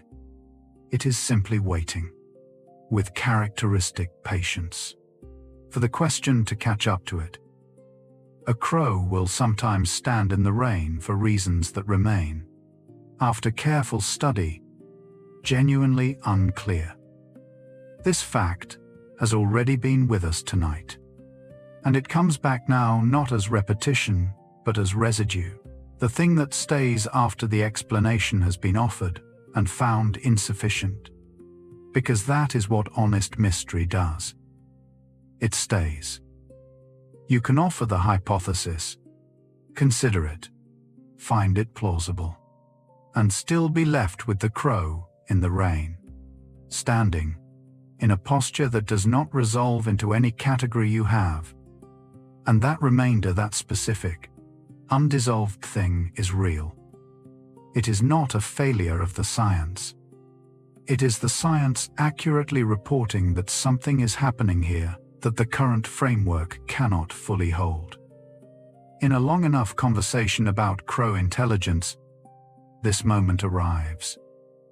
The moment where the facts have been given and the explanations have been offered, and something is still sitting there, wet in the rain, looking at you from a place that is just past the edge of what you can name. You can stay with it. You do not have to resolve it. Some of the most important things in a life are the ones that stay unresolved and remain, somehow, worth returning to. The crow knows how to stay with something. It has been demonstrating that all evening. For thousands of years, the crow has been present at the edge of human life, and what the crow knows about us, accumulated in that time, is something we are only beginning to understand from our side. The asymmetry is striking when you hold it still. The crow has been studying us, in its way, for longer than we have been studying it.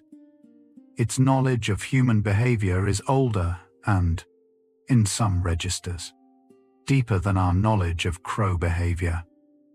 It knows our schedules, our faces, our threat signatures, our patterns of waste and harvest and movement, our tendency to look at phones instead of at the things around us.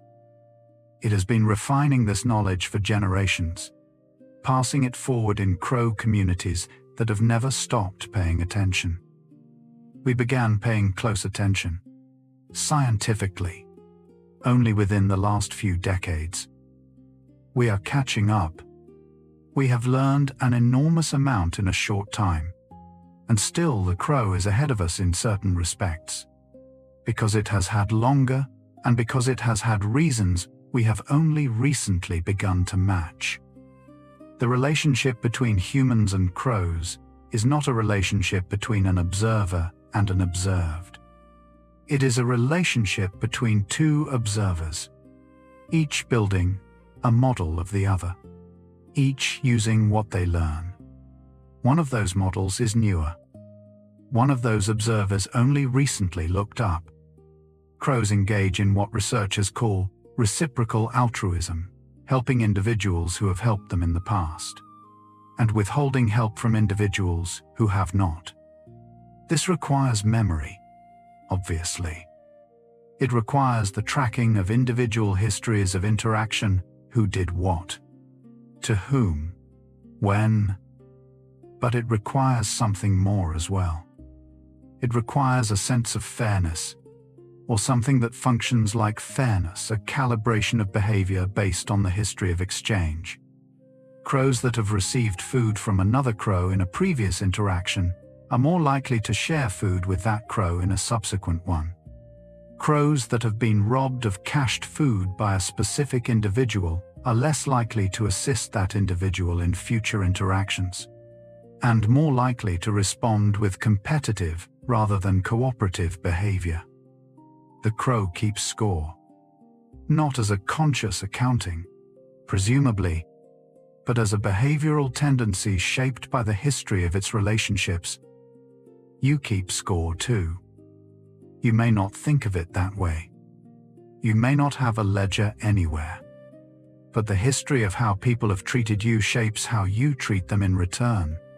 And that shaping is not random and not forgetful.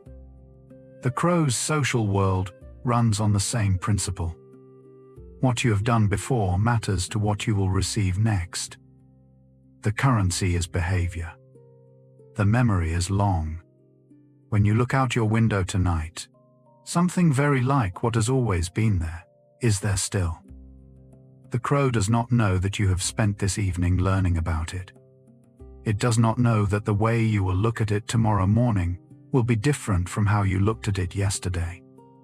It is simply there, as it has always been, doing what it has always done, attending to its world, maintaining its knowledge, holding its map of this particular block in this particular city, in the particular configuration of a brain that has been doing this work since long before the city existed. You have changed tonight. The crow has not needed to. It was already what you are now discovering it to be, already complex, already attentive, already in possession of a knowledge of your world that is real and specific and old. The change is entirely on your side, which is, perhaps, how it usually goes. The world does not become more remarkable when we learn about it. It was always remarkable. We simply catch up to what was already there, waiting with the patience of something that has never been in a hurry. On a wire in the dark, watching the lights go out. So, crow feathers, shed during the annual molt, are collected by other birds and incorporated into their nests. The feather does not end with the crow. It continues into the world, carried by other wings, woven into other structures, lining the cup of a nest that belongs to a completely different species. Smaller birds, wrens, sparrows, certain warblers show a measurable preference for crow feathers as nesting material, possibly for their insulating properties, possibly for residual chemical properties that deter parasites, possibly for reasons still being investigated. The crow sheds a feather. The feather falls. A wren finds it and carries it to a nest 2 streets away, and lines the inside of the cup with it, and lays eggs against it. And the warmth of those eggs is held partly by the feather of a crow. Nothing in nature ends cleanly. Everything continues into other things, passes through other lives, becomes part of structures it never anticipated and would not recognize. The crow feather in the wren's nest is still doing something. It is still warm. It is holding something. And somewhere in a park or a garden near you, in a nest tucked into a hedge or a roof joint or the fork of a tree, a crow's feather is doing that right now, in the dark, without the crow. The sound a crow makes to its mate is softer and lower than any call it makes to the world. Most people have never heard it. It requires being close, and patient, and quiet, 3 conditions that are rarely all present at once in the ordinary course of moving through a day. But it exists. A register below the calls that carry across streets and rooftops, below the alarm and the assembly and the territorial declaration. A sound made for one specific listener, in proximity, with no need to travel far. Some researchers describe it as almost conversational, a low, continuous murmuring exchange between 2 birds in close contact, a sound that carries no obvious information content beyond presence and proximity. I am here. You are here. The 2 of us are here together. There are sounds you make that no one outside a particular room has ever heard. The low voice you use with someone you trust entirely. The voice that does not perform or project, that is not meant for distance. The crow has that voice too. It uses it in the same circumstances, close, private, directed at one. The world gets the crow's public sounds. The mate gets something quieter, and that quiet thing is, in its way, the more intimate truth of the animal. Most of what any creature is lives in that register. Private, soft, meant only for the one who is close enough to hear. Crows gather in winter roosts of extraordinary size, sometimes hundreds of thousands of birds concentrated in a single area, arriving at dusk from territories that may span many miles in every direction. The approach to a large winter roost has a sound unlike anything else in the natural world. It begins as a distant murmur, then builds wave after wave of wings and voices arriving from different directions. The sound of individual birds becoming the sound of a movement, then a mass, then something that is no longer individual at all but collective. A living texture of sound that fills the air above the roost trees and continues for the better part of an hour as birds settle and reshuffle and settle again. The roost is warm. That is not metaphor. The collective body heat of hundreds of thousands of birds measurably raises the temperature in the roost trees, and individuals near the center of the mass are warmer than those at the edges. which is why positioning in the roost is contested. Warmth, in the cold of winter, is worth competing for. The roost is also information-rich. Researchers believe that individual crows use the roost to track where others have been foraging successfully, following productive birds out in the morning to access food sources they have not discovered themselves. The gathering is warmth and knowledge both. Come in from the cold. Learn where the food is. Return to the warmth. The crow's winter is managed collectively, by a community, in a way that makes each individual more capable than it would be alone. That gathering has a sound, a low, continuous rustle, like a city breathing in the dark. Not the calls, not the arrivals. After the settling, when the hundreds of thousands of birds have found their positions and the movement has quieted, there is a residual sound, the small sounds of individual birds, shuffling, adjusting, occasionally murmuring, that combines at scale into something continuous and low. People who have stood beneath large crow roosts at night describe it as one of the more unusual sounds they have encountered, not loud, not startling, but pervasive. It comes from everywhere at once. It rises and falls slightly. The way breathing rises and falls. The way the sound of a city at night rises and falls when you are high enough to hear it whole. It is the sound of a great many living things in the same place, each doing the small things that living things do in the dark. Breathing, settling, shifting weight, being present. You make sounds in the night too, small and continuous and unconscious. The sound of a person sleeping, the breath, the small movements, the particular quality of presence that distinguishes a room with someone in it from a room without. The crow roost, at scale, makes that sound, a living hum. The sound of something very large, very much alive, resting in the dark, waiting for morning. A crow in the wild can live for 20 years or more, long enough to watch 3 or 4 generations of a single human family move through the same house. 20 years is a life that accumulates. A crow that hatched in the same neighborhood where you now live has watched it change, has watched buildings go up and come down, has watched the trees in a particular garden grow from saplings to something that now provides shade, has watched people arrive and grow old and leave and be replaced by others who arrived without knowing what was there before. The crow knows what was there before.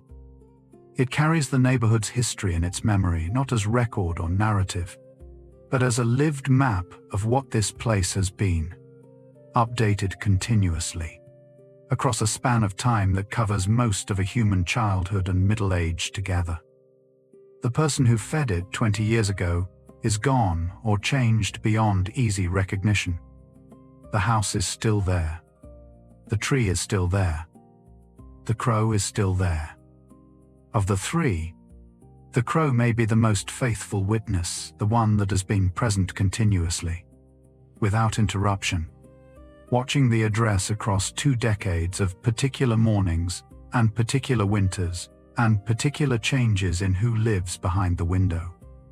You are the newest element in a history the crow has been tracking since before you arrived. There is a crow alive right now that was watching your neighborhood before you arrived in it. Not as a certainty, as a probability, real and grounded in what is known about crow lifespans and crow fidelity to territory. Crows return to the same areas year after year. They know specific trees, specific rooftops, specific feeding sites, with the kind of precision that only long residence produces. A crow that has been in your neighborhood for a decade has watched everyone who has moved in and out during that time. It watched the people who lived in your space before you. It noted when they left. It noted when you arrived. It began, in the patient, unhurried way of something with 20 years and no calendar, to build a file on you. Your schedule. Your face from multiple angles and distances. Your relationship to food, whether you eat outside, whether you drop things, whether you leave anything accessible. Your threat level, which is probably low, assessed and filed and updated with each encounter. You walked into a situation that was already underway. The crow's relationship with your address predates your tenancy. You are the latest chapter in something that was already a long story before you appeared in it. It noticed when you came. It may have something like a category for you, not a name, but a configuration it recognizes. The crow does not have a word for you. It does not need one. What it has is a perceptual signature, the particular combination of your height, your gait, your face, at the distances it typically sees you, your most common route, your most common time of appearance, assembled into something that functions as recognition without requiring language to do so. When you appear, something in the crow's processing activates that is specific to you. Not to people in general. Not to people of your approximate size or coloring. To you, the particular recurring element in its environment that has appeared consistently enough to warrant a dedicated representation. You have been individuated. In a brain the size of a walnut, in a system that manages hundreds of such representations simultaneously, other crows, other humans, other animals. The geography of the territory, there is something that corresponds to you. A slot, a pattern, a configuration that the crow knows is you before you have done anything, simply from the way you move at a distance before your face is even visible. You are known, more specifically than you knew, by something that will carry that knowledge for years. Crows play in snow, sliding down rooftops on their backs or their feet, climbing back to the top, and doing it again. The sliding serves no purpose that survival accounting can explain. There is no food at the bottom. There is no threat being escaped. There is no rival being impressed. There is only the roof, the snow, the slope, the slide, and then the climb back, and then the slide again. Researchers who have watched this behavior, in footage and in person, consistently note the repetition. The crow does not slide once and move on. It returns. It does it again.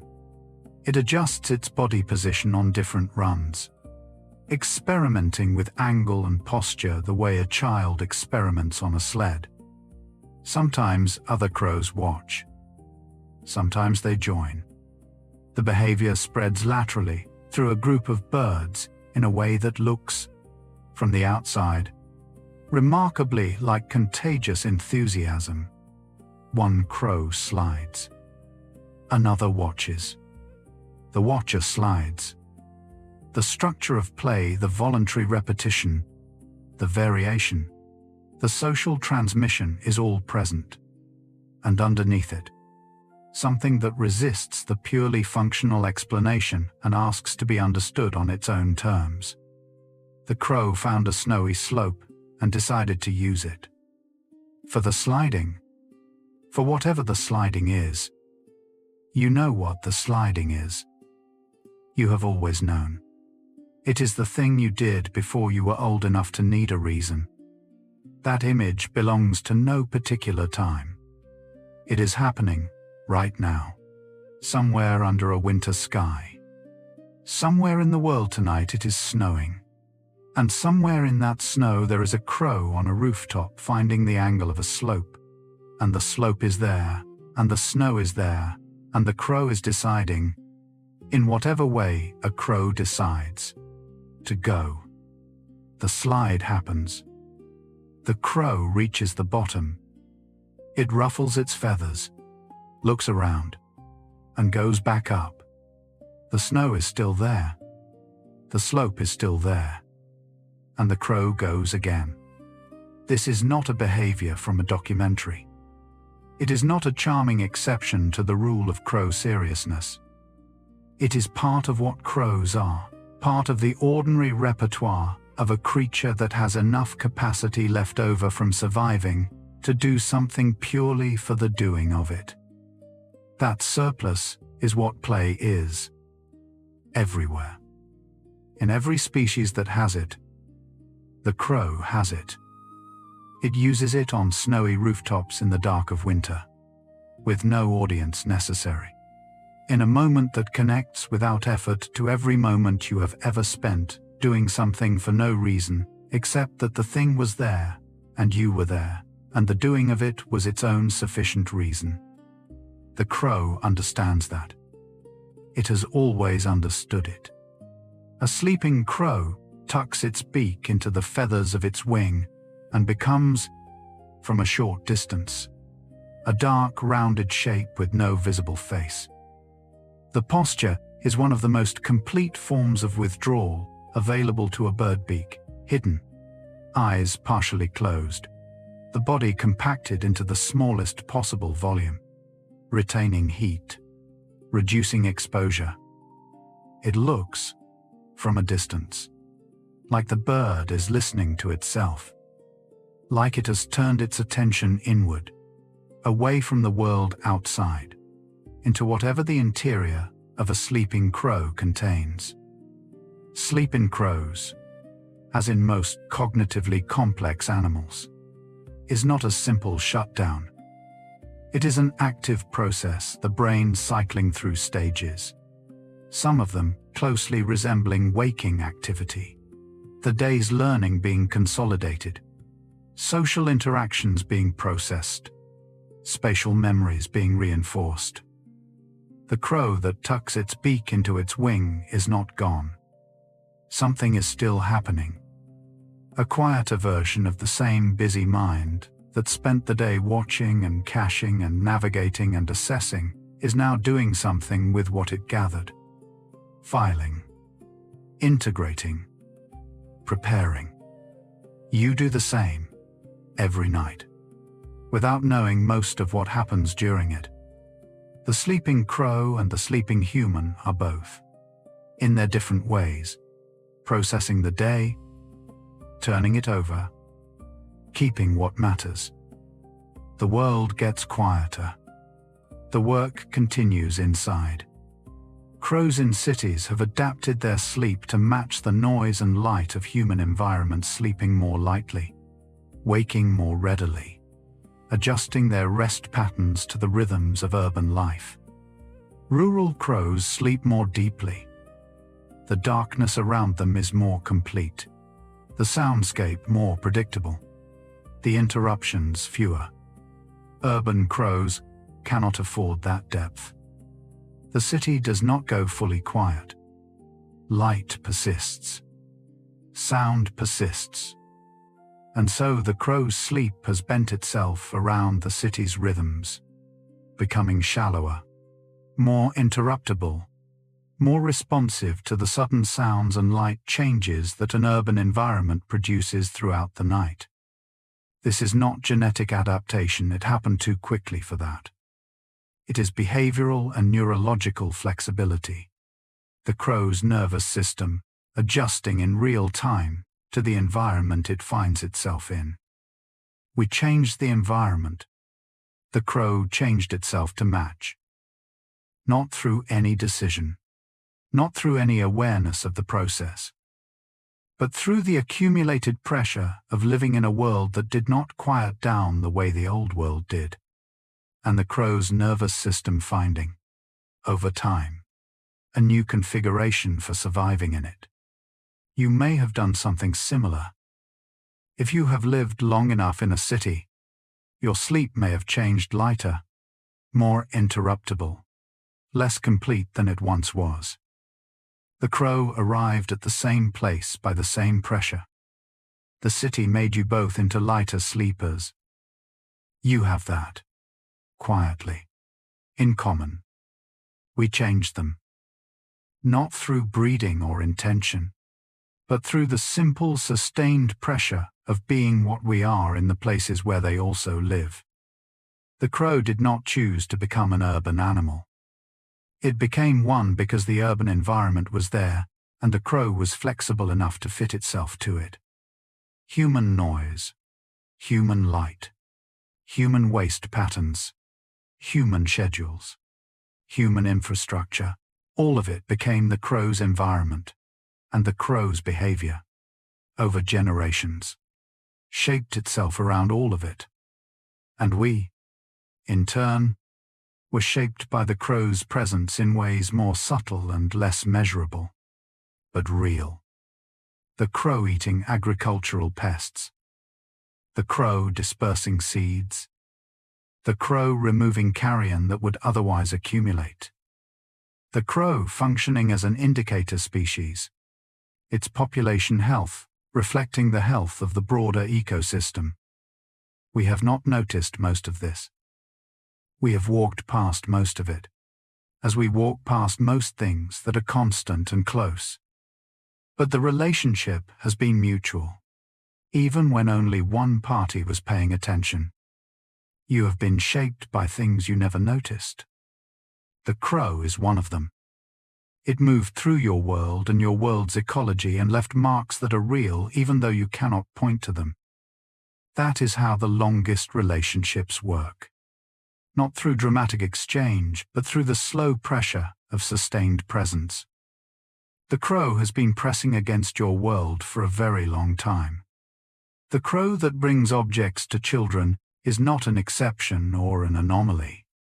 It is a logical expression of something that runs through crow social behavior consistently, the understanding that relationships are maintained through exchange, that receiving creates an opening for giving, that a bond is not simply a state but an ongoing practice. The crow that leaves a button in a bowl has been in a relationship long enough for the relationship to have developed its own momentum. Long enough that the one-directional flow of food has begun to feel, to the crow, like something that could be different, like something that could go both ways. The button is not payment. It is not compensation. It is something more like acknowledgement, a behavioral gesture that says, in the only language available, I have been here. I have taken. Here is something from my side. The child who finds the button may not think of it this way. They will simply find a small bright thing in a bowl that usually holds birdseed, and they will pick it up and wonder. That wondering is the beginning of something. The beginning of looking at the crow and seeing something that looks back. The beginning of the long, slow recognition that the world is full of minds you did not know were there, tending to relationships you did not know existed, leaving small bright things as evidence of their presence. Somewhere tonight a crow is in its roost, not dreaming the way you dream, but in some quieter, different version of the same inner dark.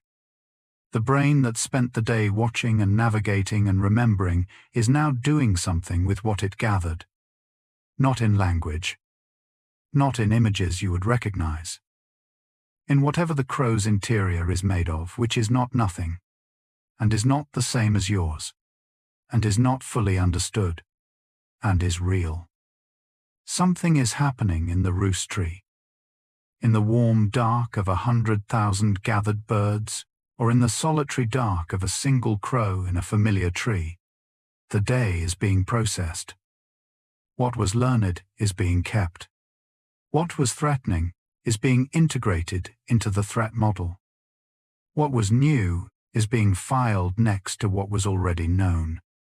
A version of your face, perhaps, is being consolidated somewhere in that small, warm brain, moved from short-term recognition to something more durable, something that will still be there in the spring, still be there next winter, still be there in the morning when you walk past without looking up.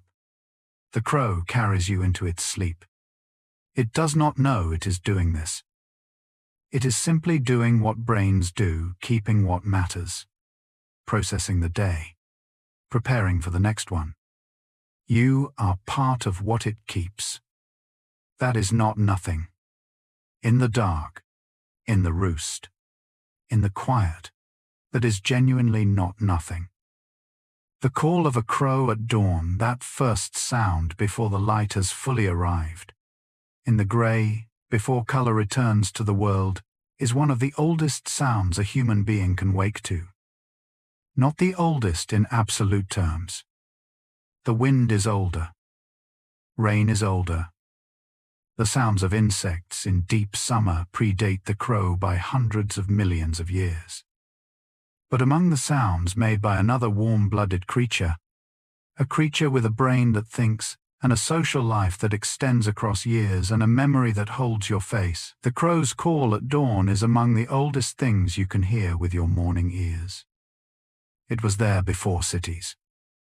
It was there before the first settlements.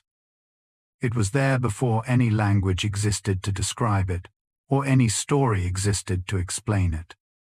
People woke to that sound in every century, in every part of the world where crows live, and opened their eyes to the same grey pre-dawn light, and heard the same call. The sound has not changed. The crow has not changed its dawn call across the span of human history. What has changed is everything around it, the buildings, the roads, the lights that make the dawn less dark. And through all of that, the crow calls in the same pre-light grey, into the same first moments of a human morning, as it always has, as it will tomorrow, as it did this morning, if you were listening, before the day began. That call has been the same sound for thousands of years. Not approximately the same. The same. The crow's dawn vocalization is not a learned regional variation that drifts across generations the way human language drifts. It is a deep species-level call, stable across time, produced by the same vocal anatomy in the same pre-light conditions, by birds that have been doing this since long before any human record existed to note it. The pyramids were being built to that sound. The first written alphabets were being scratched into clay to that sound.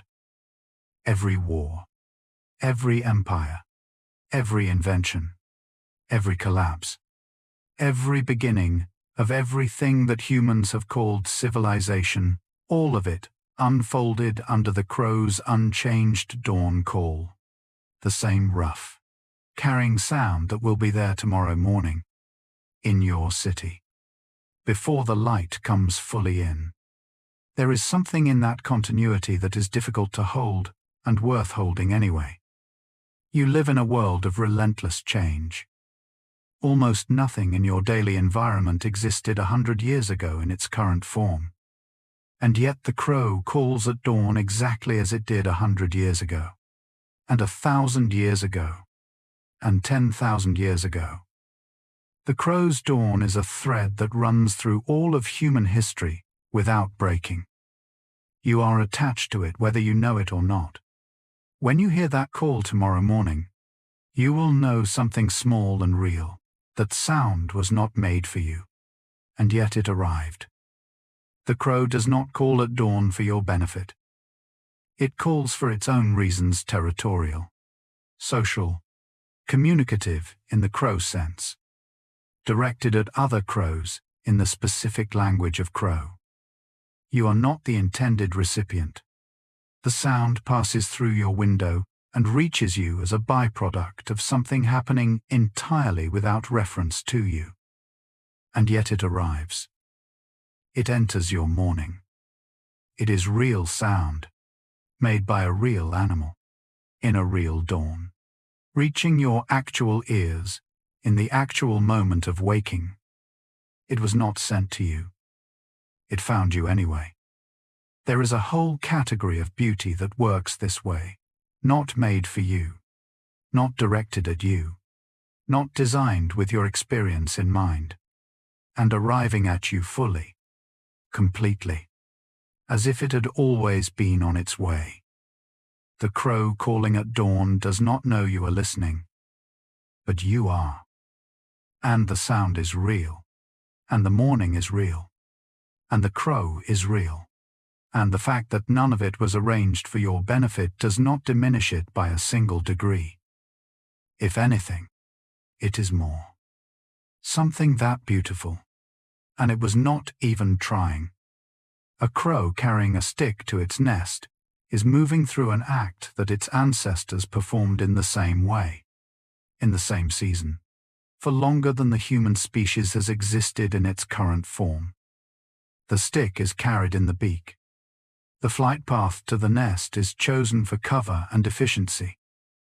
The stick is placed and tested and adjusted. The nest grows. This sequence has been happening in spring, in every place where crows live, for millions of years. Before humans walked upright, before the genus Homo existed, in the Pliocene, in the Pleistocene, through ice ages and warm periods, and the slow grinding of continents, the crow was carrying sticks to nests in the spring. And it is doing it now, in the spring that is coming after this night, in a tree near your window or your workplace or your ordinary route. The gesture is ancient beyond imagination. The crow performing it has no awareness of that antiquity. It is simply building a nest because it is spring, and that is what spring means. But the act carries its age with it, the way very old things carry their age, not visibly, not announced, but present in the doing of it, in the fact that it has been done this way so many times that the way itself has become part of what the act is. The crow building its nest is connected to every crow that has ever built a nest. The thread is unbroken. It runs through this spring too. You are not outside that continuity.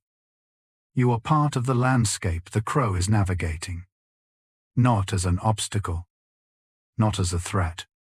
If you have been assessed as non-threatening, and you probably have, as a feature, a known element in the map of a territory that the crow moves through every day. You are in the map the way a tree is in the map present, located, predictable in the ways that matter, part of the structure of the place. The crow does not experience you as separate from its world. You are in its world. You have always been in its world, or rather, you have been in it since you arrived and were noticed and filed. And the crow is in yours, or it is now, after tonight. The boundary between your world and the crow's world is thinner than it appeared this morning. You are both moving through the same streets, the same weather, the same seasonal light. You both wake to the same dawn. You both know this particular block in this particular city, from your different angles, with your different tools. The crow's map and your map overlap. They have overlapped for as long as you have both been here. Only one of you knew that before tonight. The ordinary crow, the one that crosses your window on an ordinary morning, on an ordinary commute, in the grey of an ordinary Tuesday. Ordinary is the wrong word. It was always the wrong word. The crow was never ordinary in any sense that the word is meant to carry meaning unremarkable, meaning not worth a second look, meaning simply there, as furniture is simply there, as background is simply there. The crow was always what it is, complex, attentive, socially embedded, historically continuous, intellectually active in ways that reach toward what we most value in minds. What was ordinary was not the crow. What was ordinary was the looking that moved past the crow without stopping, that registered it as backdrop and moved on to what seemed more pressing. The crow did not change tonight. You changed tonight. And the crow on the wire tomorrow will be the same crow it has always been. And the morning will be the same morning it has always been. And the difference will be in the quality of attention you bring to it. That is not a small difference. That is, in fact, the only difference that ever changes anything. The attention. The choice to stop and actually look at what is there. The crow has been there. You were there. You just weren't looking at each other yet. It holds a version of you inside a brain no larger than a walnut, and that version is more complete than you might expect. Not complete in the way a photograph is complete, capturing a moment of surface. Complete in the way a map is complete functional, usable, accurate enough to navigate by, assembled from repeated observations across time. The crow's internal representation of you includes your schedule and your face and your level of threat and your behavioral patterns and the history of your interactions, however many or few those have been. It includes your approach style and your departure route and whether you tend to look up or down as you walk and whether your pace changes near the place where the crow usually sits. All of this assembled without your knowledge, without your consent, without your participation, in a brain you could hold in your closed hand. You are in there. A version of you, rendered in whatever the crow's cognitive architecture uses, instead of language and image, in recognition patterns and behavioral predictions and stored associations, is present right now in a living brain, in a living creature, somewhere in the dark outside. That version of you will be there tomorrow, and the day after, for as long as the crow lives, which may be longer than you expect. It knows your face. It knows your schedule. It knows whether you are the kind of person who looks back. That last thing, whether you look back, may be among the most significant things it has filed about you. Because the crow, that is, looked at directly, by someone who pauses and actually regards it, is being encountered differently from the crow that is walked past without acknowledgement. The crow notices the difference. It stores the difference. A person who looks is a different data point from a person who does not. Not necessarily a more threatening one, but a different one, someone who is present in the space in a fuller way. Someone who is registering the crow as something worth registering. And there is a possibility, not confirmed, not certain, but not ruled out, that the crow responds to being looked at with something, some version of recognition that the encounter is mutual, that there are two aware things in the same moment, each taking in the other. You have been the kind of person who does not look, or who looked without seeing. Tonight you have become someone who looks. Tomorrow morning, when you walk past the crow on the fence post, something will be different. You will look. The crow will already know your face. For the first time, you will both know what you are looking at. All this time, you thought you were passing through their world casually, unregistered, one figure in an undifferentiated stream of humans. You were not. You were being seen. You were being learned. You were being incorporated into a living map of the world, maintained by an intelligence that has been doing this work long before you arrived, and will continue doing it long after you have moved on. The crow does not experience you as one of many. It experiences you as you, this specific recurring configuration, this particular face and pace and pattern, this element of its environment that appears with reliable frequency and has been assessed and categorized and remembered. You have never been background to the crow. You have been foreground, specific, individuated. What you thought was anonymity was always recognition. What you took for indifference was always a form of attention. The crow knew you were there before you knew it was. And it has been knowing. All this time, in the patient, unhurried, long-memoried way of something with 20 years and no reason to forget, while you were busy being somewhere else in your attention. You were never as unnoticed as you felt. Not by the crow. Not in your neighborhood. Not on your ordinary morning. Not once. They have been here, watching and remembering and quietly knowing, for longer than any city, any road, any structure you have ever seen or will ever see. The crow predates the built world entirely. It predates agriculture. It predates the first permanent settlements. It was here before the oldest thing you have ever stood in front of and called ancient. Before the oldest pyramid. Before the oldest temple. Before the oldest written word. The crow was here, in something very close to its current form, watching the world with the same dark eyes and the same attentive intelligence, building the same kinds of maps, maintaining the same kinds of relationships, doing the same kinds of things that it does on your street on a Tuesday morning. Everything that humans have built, the crow has watched being built. Every city that has risen and fallen, the crow has circled. Every road that has been laid and cracked and grown over and laid again, the crow has flown over. The accumulated human project, all of it, has unfolded in the presence of this particular witness.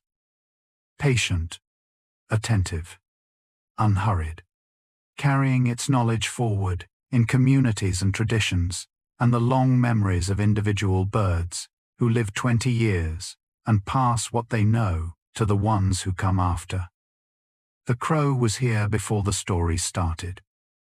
It will be here in some form when the chapters we are currently living have long since closed. The crow is not waiting for anything. It is simply here, as it has always been, unhurried, attentive, remarkably alive. Not waiting for recognition, though recognition has arrived tonight. Not waiting for the science to catch up to it, though the science is catching up. Not waiting for you to look, though you will look now. Simply here. On the wire. In the tree. On the rooftop at the edge of the light. Doing what it has always done, attending to the world with the full weight of a mind that has been shaped by millions of years of pressure into something extraordinary, and doing so without drama, without announcement, in the middle of your ordinary morning, on your ordinary street, in the grey light before the day begins. That is the thing about the remarkable things closest to us. They do not announce themselves. They do not wait for the right moment or the right audience. They are simply there, being what they are, in the midst of the ordinary, as they have always been, with a patience that makes our occasional attention feel like the least we could offer. The crow is remarkable. It has always been remarkable. And it will be on the wire tomorrow morning when you walk out the door, knowing your face, watching your approach, carrying you inside it, quietly, remarkably, unremarkably alive. And so, dear listener, our time with crows comes gently to a close. Not because the subject is exhausted, it is not. It could go on, and in a way it will, because you will carry some of what was said tonight into tomorrow morning, and it will change what you see. But the night has done its work. The facts have settled. And what remains now is not information but something quieter. Picture a single crow on a bare branch in the last dark before dawn. You cannot see its eyes from here, but you know they are open. You know it is attending to the world, to the sounds in the trees, to the shapes on the rooftops, to the gradual change in the quality of darkness that precedes the light. It has done this every morning of its life. It will do it tomorrow. In its memory, somewhere, is a map of the place you sleep, the times of your lights, the sound of your door, the particular way you move when you are unhurried. It has been carrying that map in the dark and the cold and the long patience of its particular kind of being. Somewhere right now a crow is settling deeper into its feathers. A crow is making a small sound to the one beside it. A crow is beginning, in whatever way crows begin things, to wait for the light. If you happen to still be awake, you can go ahead and watch the next video now. And tomorrow, when the first crow calls before the light comes in, that old sound, unchanged for 10,000 years, you will know what is on the other side of it. A mind. An attention. Something that has known you longer than you knew it was there. Good night.